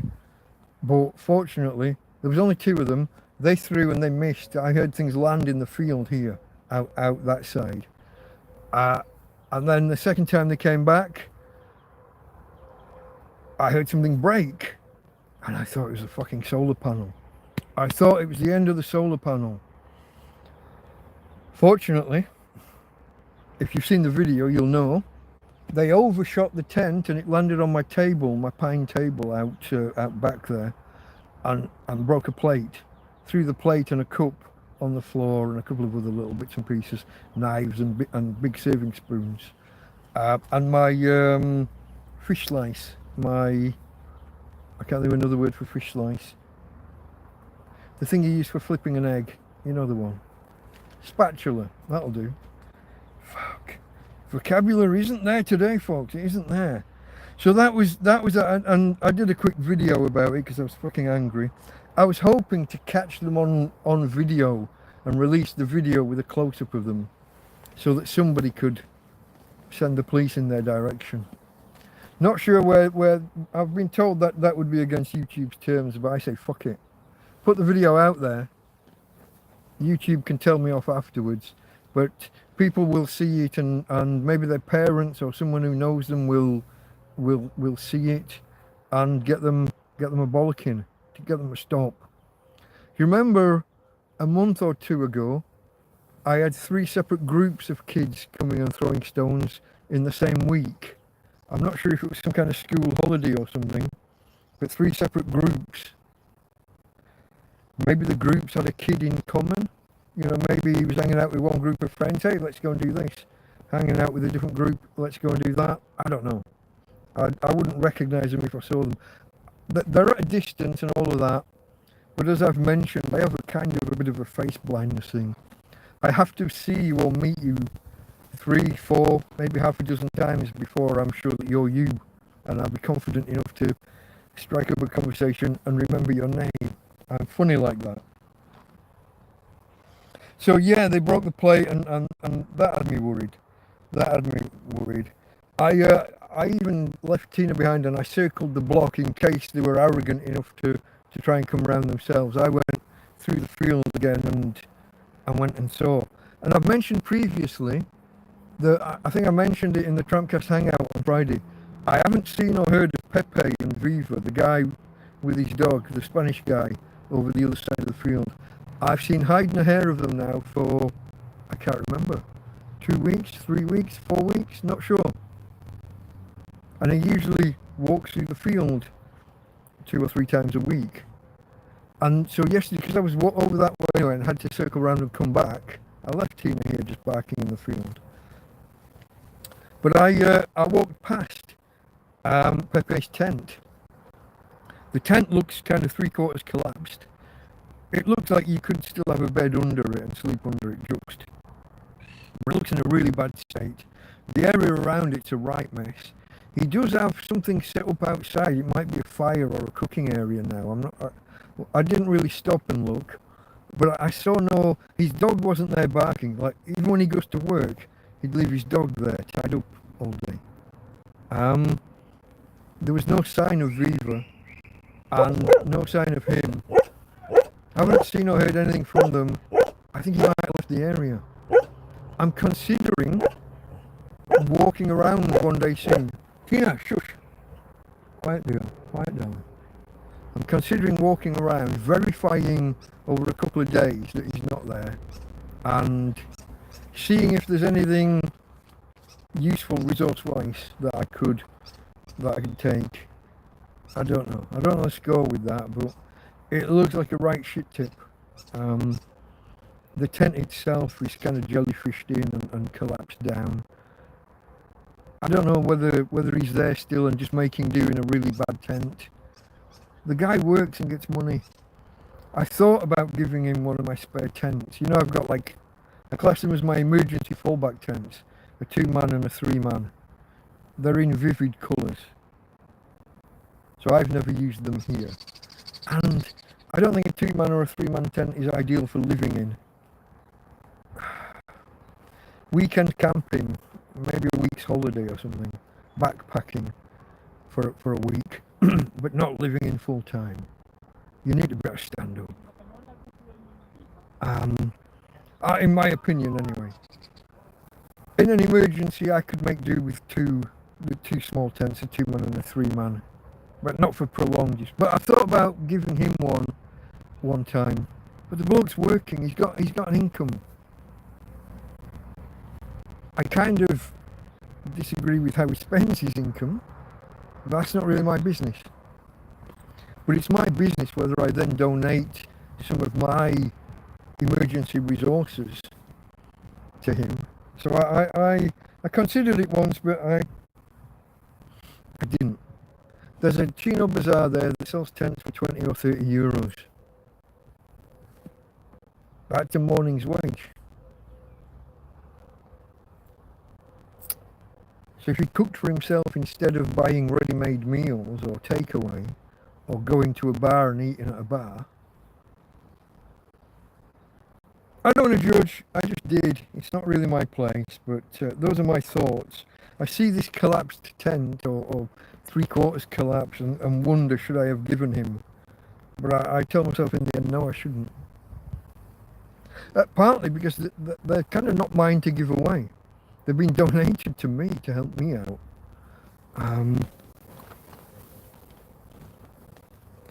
It'd be nice to help other people if they're deserving. It's that question, isn't it? He's got money in his pocket and he chooses not to equip himself with stuff, but to spend it on expensive food out. Anyway, enough about that. Well, that's to say, I circled the block, I passed by. I am becoming more convinced that he's not there still. Haven't seen hide nor hair of him. He hasn't come asking for water like he usually would, or for dog food like he often did. Sometimes did. I don't say often, but sometimes. He just hasn't been by. When he started coming and cooking all the time, he stopped. He hasn't passed. So I'm becoming more and more convinced that he's gone. Anyway, at the end of all this, with the kids and the work, that was the last attack they made yesterday. In the past, they've made these attacks and then disappeared for weeks or months at a time. So anyway, I'm in the tent, it's night, we close the doors up, we're getting ready for Big Clive and Scruff, and I'm fast asleep. Probably somewhere around 8:30, 9 at the latest I fall asleep. Like I said, Clive starts at 10, Scruff Dog at 11:30. I wake up after 2 o'clock and Scruff's probably finished by then. I'm not exactly sure what time I woke up, but he was finished. So I gave the dog a quick walk, and that was my Saturday. That was a night wasted. Usual Sunday morning, folks. Blah blah blah blah. Solar panel, EcoFlow, da da da da. Get cups of coffee. Decided the only time I had to cook this stew today was first thing in the morning. As you know, I spend a lot of time writing out these notes, usually midday onwards. But the last few weeks I've been starting an hour or two early, so I can take more breaks halfway through. Rather than doing it in 1 2-hour blast or a 3-hour blast, do it over 4 or 5 hours, but watch some videos and just relax during it. I also have to make the graphics and things and create the stream on YouTube, which has its own... It was actually fairly straightforward today, in fairness. I've got a system now that works. It's not the right system, but it works. I had the right thumbnail when I posted to Twitter and when I posted the community post to YouTube. I don't know what thumbnail you saw. Did you see a nice pretty one with, or did you just get the grey box with me? Because this is the thing they do. They use the thumbnails in one context, but not in others. It's very hit and miss at the minute. When the stream finishes and I look on YouTube, it will show me the default thumbnail, and also when I use the creator app, I can never remember the bloody name of it. YouTube, it's not Hub, it's not Center, whatever it's bloody called, they'll be showing me the default thumbnail, grey rectangle with my photograph in the middle. Anyway, folks, that was the week that was, basically. I cooked my stew nice and early and started making the notes early. So, drank my coffee and ate my stew. I've had 2 bowls, like I said, 2 pans fulls, and I've got another 1 or 2 out there to have either as supper tonight or breakfast tomorrow, maybe both. And yeah, that is where we were. Started the notes early, as I said, just to get things done. That is us. That was the week that was. 3 hours and 15 minutes in now. Quick swig of beer, and then I will join you in chat. Oh, guys, thumbs up if you haven't already. Consider subscribing, maybe. If you've seen 3 or 4 of my videos, don't subscribe if it's your first time here. If it is your first time here, please say hello in chat. We're open to everyone today, open to newbies. There's no, I don't even think I put a speed limit on posting. I think I left it all wide open, which I will continue to do unless we get incidents, I think. Try and leave it open so that people don't feel pressured to subscribe just to say hello in chat. If you do say hello in chat, and if it is your first time, feel free to announce that fact. Whether it's your first time watching a video or just your first time speaking up in chat, tell us that you're a chat newbie or a chat virgin. Maybe tell us what country you're in and what country or what town, what the weather's like, what's the temperature, how are you doing. If it's your first time in chat but you've been watching videos for a while, how long have you been here? How long have you been on board with me? Some people will join chat on a first visit, some after 2 or 3, some will lurk for years and suddenly announce themselves. And I'll say, oh, are you new? And they'll be, no, I've been here forever, you bugger. Okay. How am I to know? There are certain circumstances where I do get an email telling me not the name, but the username of people who join. If you've made those details public, if your Google account or YouTube account is set to share info, sometimes I can see and I get details about your channel, how long you've had the channel, how many subscribers you've got. But for most people have that turned off, and I get nothing. I get a count of subscribers, but don't even get a name or a channel name. So if you want to announce yourself, you may. If you have a funny handle, a funny name in YouTube, and you want to kind of be referred to by a proper name, like Sativa Breeder there, Martin, then let us know, and we'll try and use that name. A real name's always better than bizarre handles. But I can't really comment too much because my name isn't Delta Mike, is it? It's not even Mike.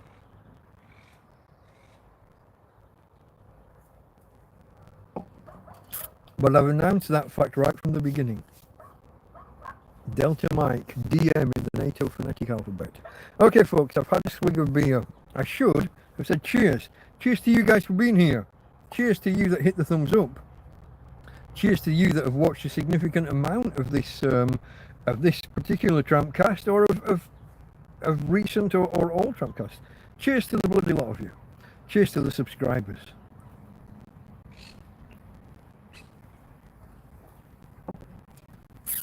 That is a little bit warmer than comfortable. Where was that? Okay, I am back where Fama was telling me how to fry on low heat, and I said I can't.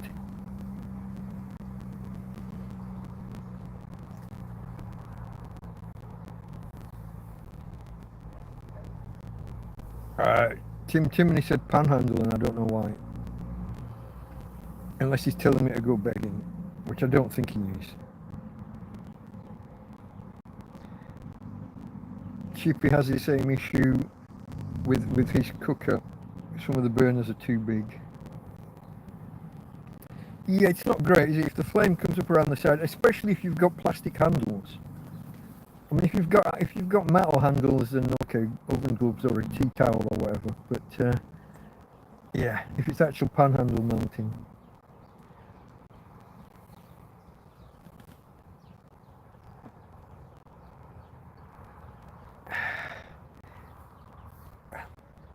Chippy's telling people how to make hydrogen for some reason. Okay. Okay, we've got chemists in the house not arguing, but discussing And then someone's talking to Jack Attack. Or are you just commenting about Jack Attack? Jack Attack and his dad jokes in particular. Chippy was agreeing about citronella for keeping flies and mozzies away. Everybody says it. I don't know if it's been scientifically proven. It's another one of those things. Because people say it about mice as well, and it didn't work here. Because that's the fly spray I've got for the dog. Not fly spray. It's a pump action. So it's an oil, and it's an essential oil in a whatever mixture.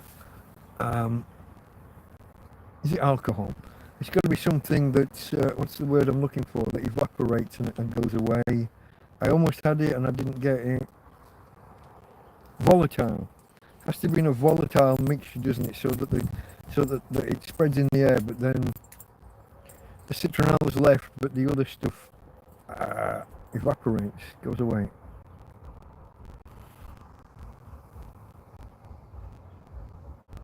Oh, Josie's given the model of the laptop. Hold on. Did look for the laptop. It's a HP model 15. I'll maybe look that up later unless there's a.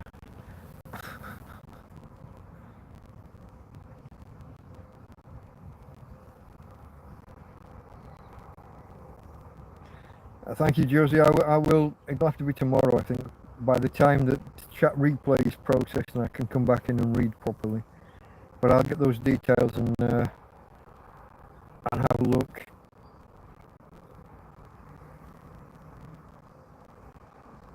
This and more is on that thing. Vodka is okay with everything. I agree with that sentiment. Vodka is okay with everything. Were we talking cooking at that point, maybe? I don't know. Okay, they are synonyms, muriatic and hydrochloric. It's made with hydrogen and chlorine. Why would you call it anything else?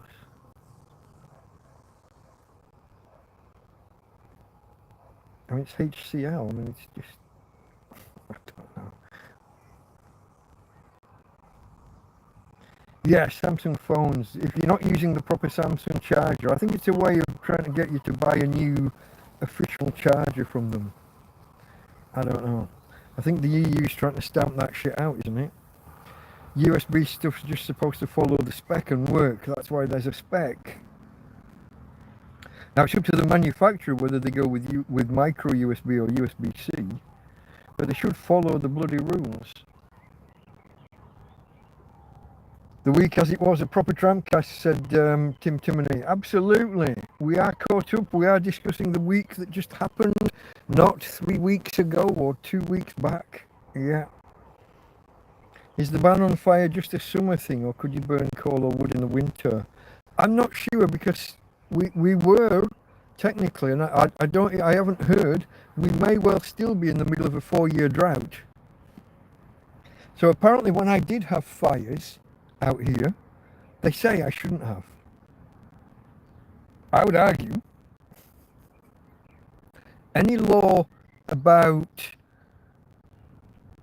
fire restrictions usually has exceptions for emergencies, so a survival situation, I would argue. But back then, when I had no other way of boiling water, and the only water I had access to was impure, was infected, would give you the shit, gave me and the dog shit. So that there was no, and we tested it multiple times. It wasn't just a one-off. Every time we got water from that pump, we got the squids. Fortunately, it was like, it wasn't too violent. It was, you could feel the pressure building in your stomach over a period, and you could hold it in for a couple of hours. It wasn't, right there, right then. It was, oh, I'll have to go soon. Oh, I'll have to go again. And, you know what I mean? It was these conversations.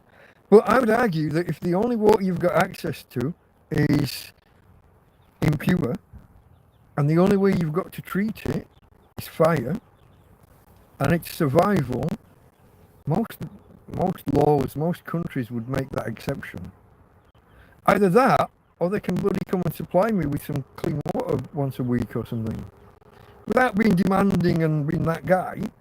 But if they wanted me to stop lighting fires, I spent a whole summer processing wood, going off and collecting it, coming back and using a knife and a piece of rebar, and I was breaking down pallets. I was breaking down gate posts, which if you've ever worked on a gate post, they're interlocked separate blocks of wood. They're not just a piece of wood that's been shaped. There's all sorts of bits stuck on, but then interwoven with each other and interlocked. It's a complicated mechanism. It's even more complicated to try and come down and go through different pieces of wood in different directions to baton it all out or break it all down. I spent a whole summer, a whole year doing nothing but collecting, breaking down, batoning, and then waiting until dark and building a silent, secret little fire to boil water, often more for the doggy than for me. It was for both of us, I guess, but she does seem to drink more of it than I do. Yeah, but that was the thing. I guess I was drinking cola for a while. People would bring me stuff. For a while it was wine and cola. Coffees in the morning, that gets, I was boiling water for coffees at night and in the morning. Not through the day though, because one bad piece of wood and the smoke would be too visible. But I'm not sure what the current status is with fire restrictions. We've had a lot of water, so I would imagine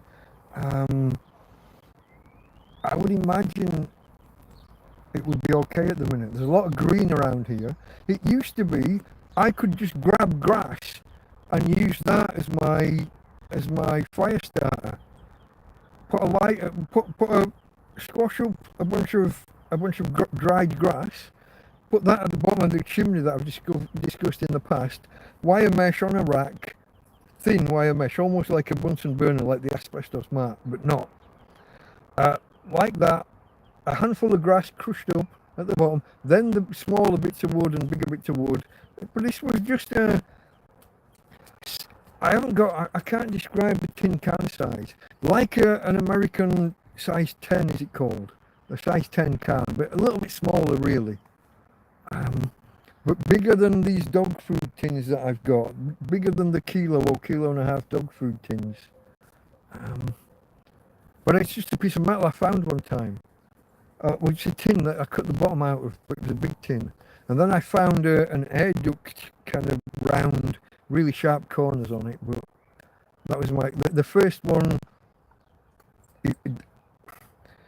If you burn fire inside tin cans for a while, it rusts, it reacts, it falls apart.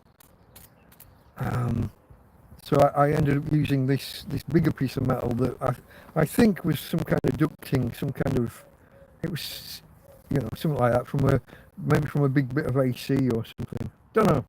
But all of that is fire and wood processing and what have you. I did have a couple of open fires, like campfires, especially at Christmas. I picked out a log that was going to be my Yule log. It's still here now. It's a little bit charred. The first night it didn't really take. I had a good fire under it, but not big enough.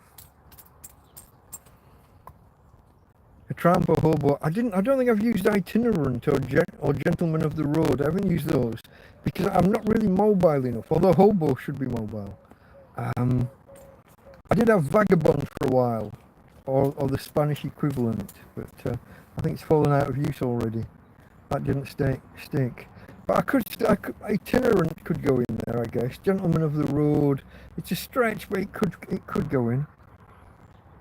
Oh, I double clicked. I thought I was about to ban someone again. Is the ban on fire just a summer thing, or could you? Okay, that's where we got to. Not entirely. I could try checking up, but if I look up online and I get the info wrong, I leave myself open to the busies coming around again, to being on everyone's being on the attention list. 14 kilograms of gas, Farmer, kilograms. 14 kilograms is what? 30, 35 of your pounds? 28.2, I don't know. 30, 22, 24, no. 14, 28.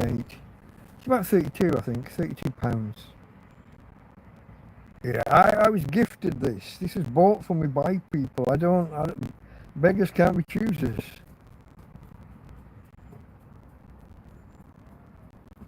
It's about, what, 100 of your Earth kilograms? Of your Earth, yeah.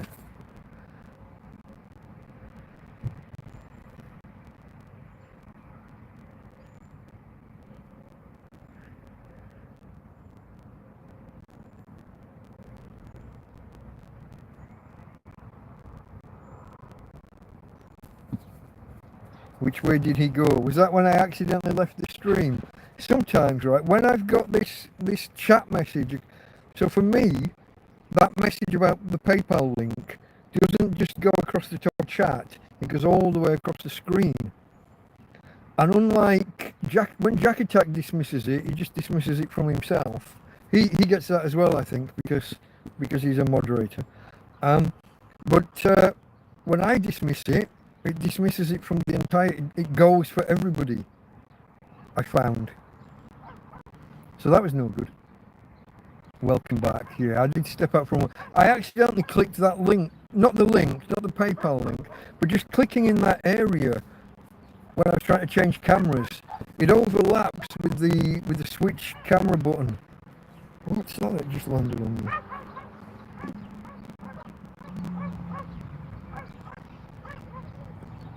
It's difficult to pronounce Torrevieja. No, it's not. Torre? You don't even have to bother with the E. You can pronounce it more as an A. Torre. Like Toro, but with an A. It's kind of sound. Technically it's an E, but Torre. V. Ek. Like Bayek. Torre V. Ek A. I mean, if you wanted to really pronounce it properly, Torrevieja. But I don't really have that. I don't really have that ability in my throat. And in fact, a lot of the Spanish don't even. So there are words like hijo and hija, son and daughter. Hija and hijo. That's literally how, it's regional, but that's how the Spanish here say it. Hijo and hija. It's a K. It's a kicking K, a capital, it's a K. To all intents and even though I spell it with a J, it's regional, but it's all I hear here. I don't hear, a lot of them don't do the th and the th.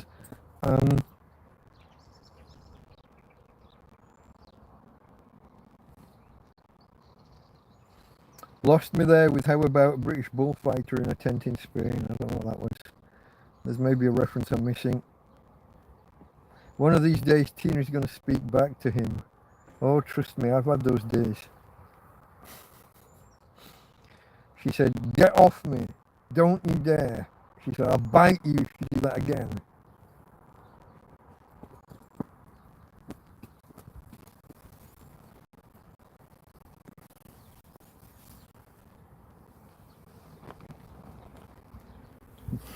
Farmer thinks Tina's the reason that I'm getting bitten on the ankles. Not by her. I'm hoping she hasn't got any kind of flip. We're due. She has just, I think it's heat. If you remember the back end of last summer, she was scratching a lot every time I did a TrampCast. She has been out and sat under her bush a lot, which she did last summer. I try and take her outside. It's cooler outside. But A, I need somewhere to tie her up so she doesn't run off, or try and run off, or scare anybody who's passing by. So, and I need somewhere shaded for her. I can't just put her out in the middle of the field.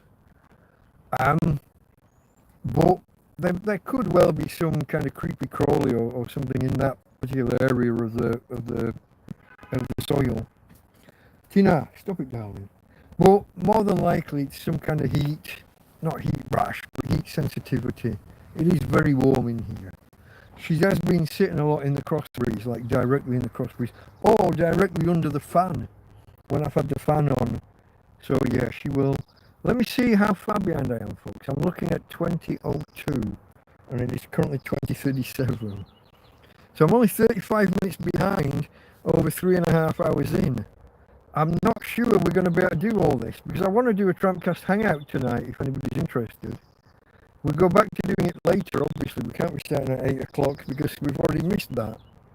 This is kind of turning into one, but if you would just stop posting too much now, unless I ask direct questions. I'll read these and respond to these, and we can try for a TrampCast hangout, what, 10:30?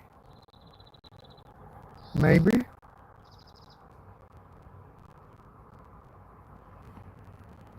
Timony said 3 minutes to do 2 chicken carcasses, that's long for a wolf. Yeah, like I said, she would normally have them done 2, would be well under a minute. Nearer 30 seconds, really, but you want to put a gap in that. In what? Lost.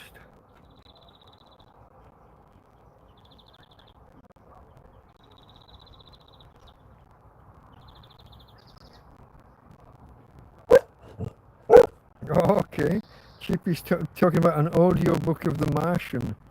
Was the narrator the author? Or did they get someone else to do it?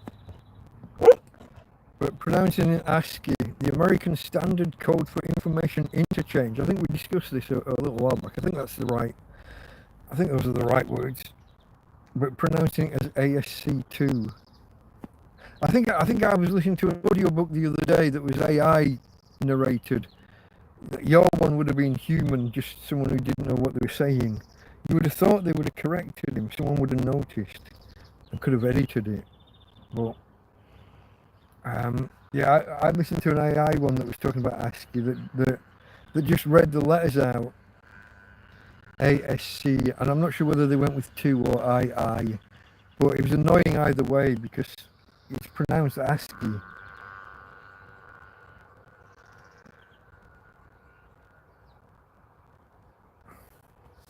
No, Big Clive's not. That's what's he called? Uncle Paul is the guy who was doing the big weight loss. He was, what was he? He was well over 400 pounds, I think.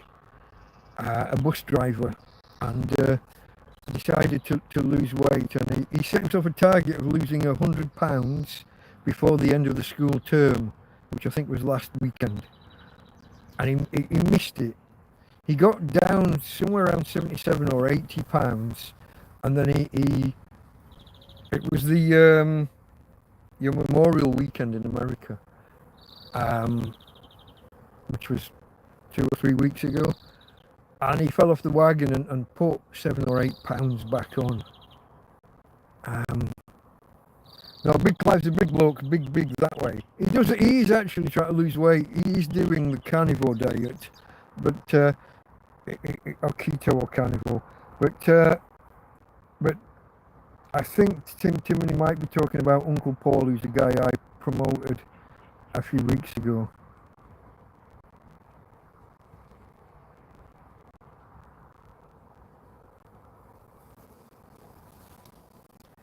Timony falls asleep. No, Thomas, that's the first I've seen of you. You just arrived at that. Well, I say just at 8:05. Fall asleep loads while listening to streams, even the loud bass music stuff. It's nice, relaxing. I fall asleep mainly through videos, pre-recorded videos, but sometimes through streams as well. But I try not to. I try and give the respect of being active in chat and actually staying awake through live streams. Dozed off on the Friday stream, yeah. A lot of people,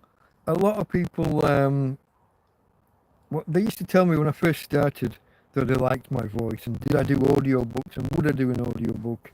And I started one and nobody was really listening to it, so and my phone broke halfway through as well, so I got to about, did I finish chapter 4? Not sure. I might pick it up again one day. Fill it with a T, farmer. Fill it with a T.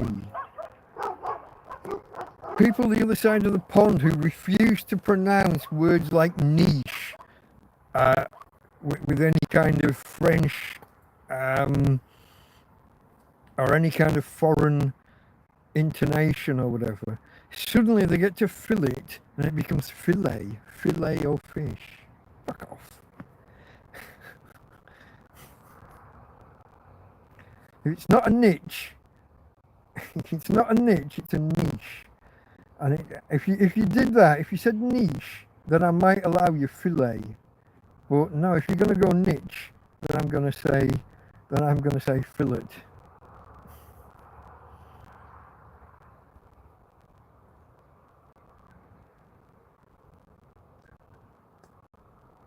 No, Mike, it was a day trip to visit. Is this Josie you're talking about? I think they are going to come down one day. We're going to sit and have a chat, rather than just a flying visit while they're on the way to the airport and dropping off supplies. Audio is real iffy, said Thomas. How long ago did you say that? When did it become real iffy? Crackling. Oh, I didn't see it, guys. I didn't see it. I've taken the power cable out. Does that help? I'll have to go at the bottom now, won't I? Wow, your sound is terrible. Hold on. You've been sitting there for half an hour with bad audio. Okay, folks, I'm here now. Can we restore good sound? I'm at the bottom. Tell me where we're at. I've taken the power out. Does that help? If not, I can step out of the chat, out of the video and come back in and see if that fixes it. Hope we can restore good sound. I was so far behind, guys. I should have come to the end. No help. Okay. I'm going to leave and come back if I can work out how. Where are my buttons for leaving? They're not there. They're not there. There they are. Give me 2 minutes or less. Oh, you're live. Okay. Testing. 1, 2, 3. Tell me it's better. We think that's better. Well, that means there's half an hour of bad audio. Sorry, folks. I should have come at the bottom sooner. I'm going to go back up there quickly and work my way back down fairly quickly, okay? We'll maybe jump a few messages, and when I watch it back tomorrow... Oh, it jumped to the bottom again, look. When I watch it back tomorrow, if there's anything that seriously needs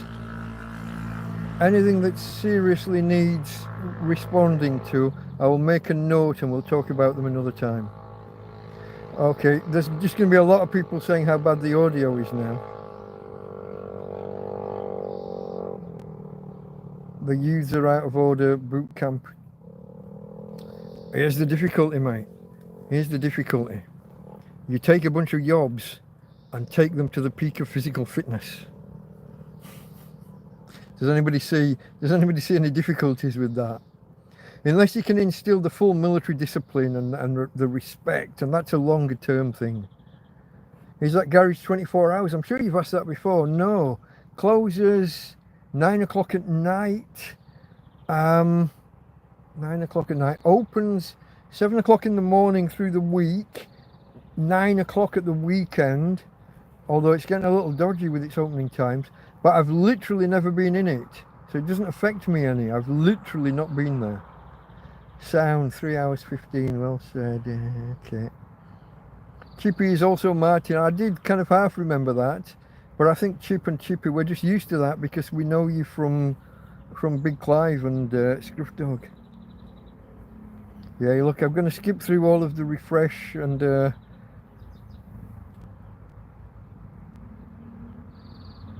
last 15 minutes of static. Sorry guys, I was trying to catch up. I didn't see the bottom.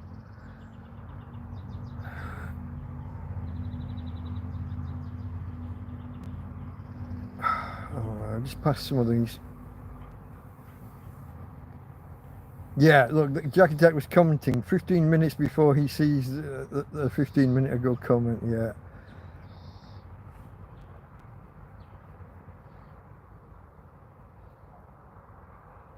Possibly Skeeter syndrome, the golf ball size reaction.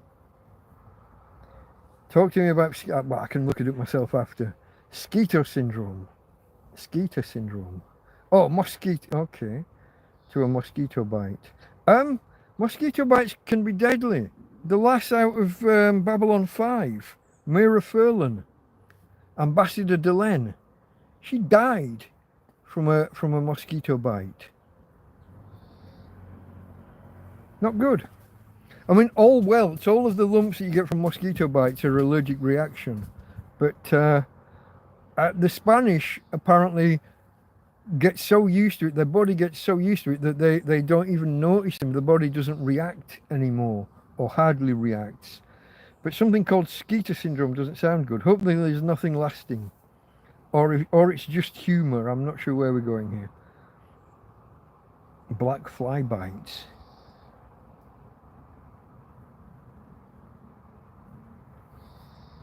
Okay.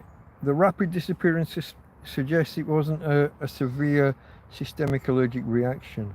All my body has just got used to the facts. Jack Attack is like my personal fact checker.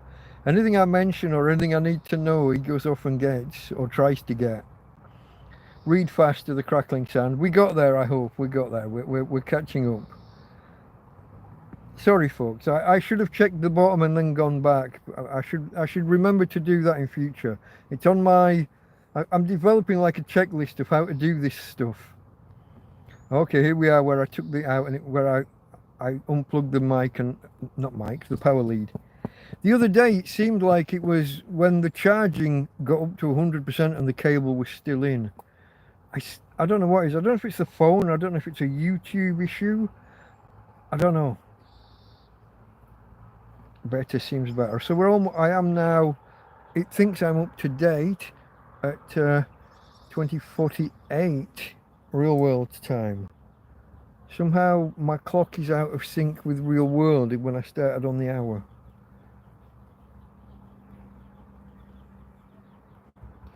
Oh, Thomas would rather walk through a field of tall nettles than be subjected to mosquitoes.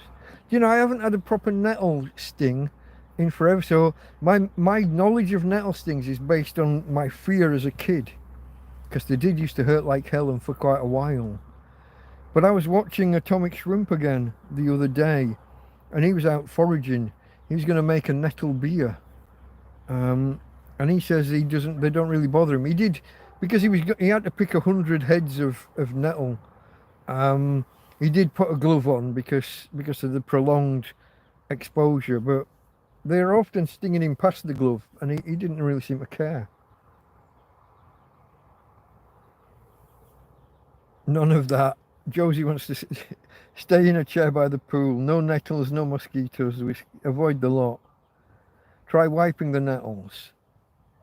Dock leaves are the answer, aren't they? When I was a kid, that's what they said, although I didn't know how to identify them. So dock leaves, I didn't know dock is the same as burdock, I think. So when we have dandelion and burdock, which is a form of a root beer, I'm told, the dock leaf was that big cabbage-shaped leaf with a purple stem that was all around us all the time, and I just didn't know it.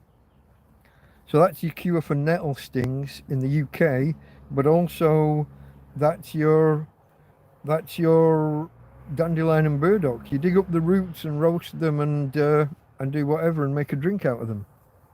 Or you can make a tea or a pop. Yeah. But I wouldn't try wiping with nettles. I mean, that's a bit masochistic, surely. I mean, it's the little hairs that do the injecting and the nastiness. So I guess if you've got the actual plant crushed up and you're rubbing the sap or the juice from within the stem, maybe. But I can't see how you're not going to be stinging yourself more while you do it. I'm not sure that farmers are trying to get me to follow some kind of internet myth to damage myself. Not sure, folks.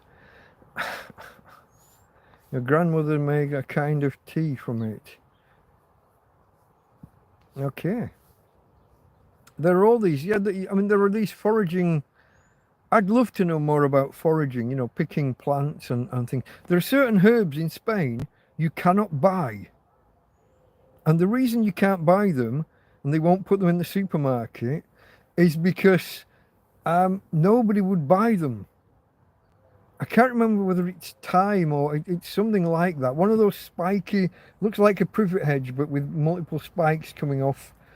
I can't remember I'm not good on my herbs if they're not in a little jar.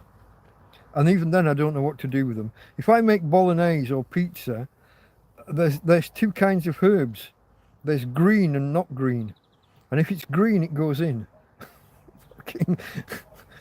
Basil, parsley, thyme. If it's green, if you watch past cooking videos, I will literally say green, more green, different green. Fucking no clue. I don't know what's meant to go with what's not meant to go with what. They're green. If I'm making a bolognese, green. It's just fucking. There's garlic and there's green. Fucking salt and pepper, maybe. In fact, we could have the whole argument about whether garlic belongs in a bolognese, but let's not go there. The official Bologna recipe says not, but then there are some big historic French cookbooks that say yes. I'll leave the chefs to argue that one. But okay, folks, I think we're there. I'm going to declare this one. Don't try it, Mike. Joking. Yeah, I thought it sounded that way. I did get there in the end. Easier to get used to, but okay. Okay, folks. Anyone want to say goodbye? We're going to call it quits. Anyway, we will do it in the tradition of the channel. We shall say, well, firstly, I'll say cheers to you guys for sticking here to the bitter end.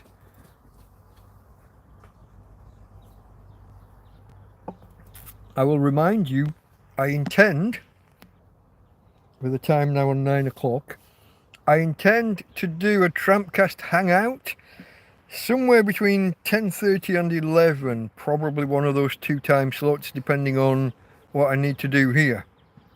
Tonight for a TrampCast hangout, yeah. I'm saying times and you're on different time zones. Hold on. So somewhere an hour and a half or 2 hours from now are the most likely times. So for me, that's 10:30 or 11. In the UK, that's 9:30 or 10. In the States or Canada, 3:30 or 4 p.m.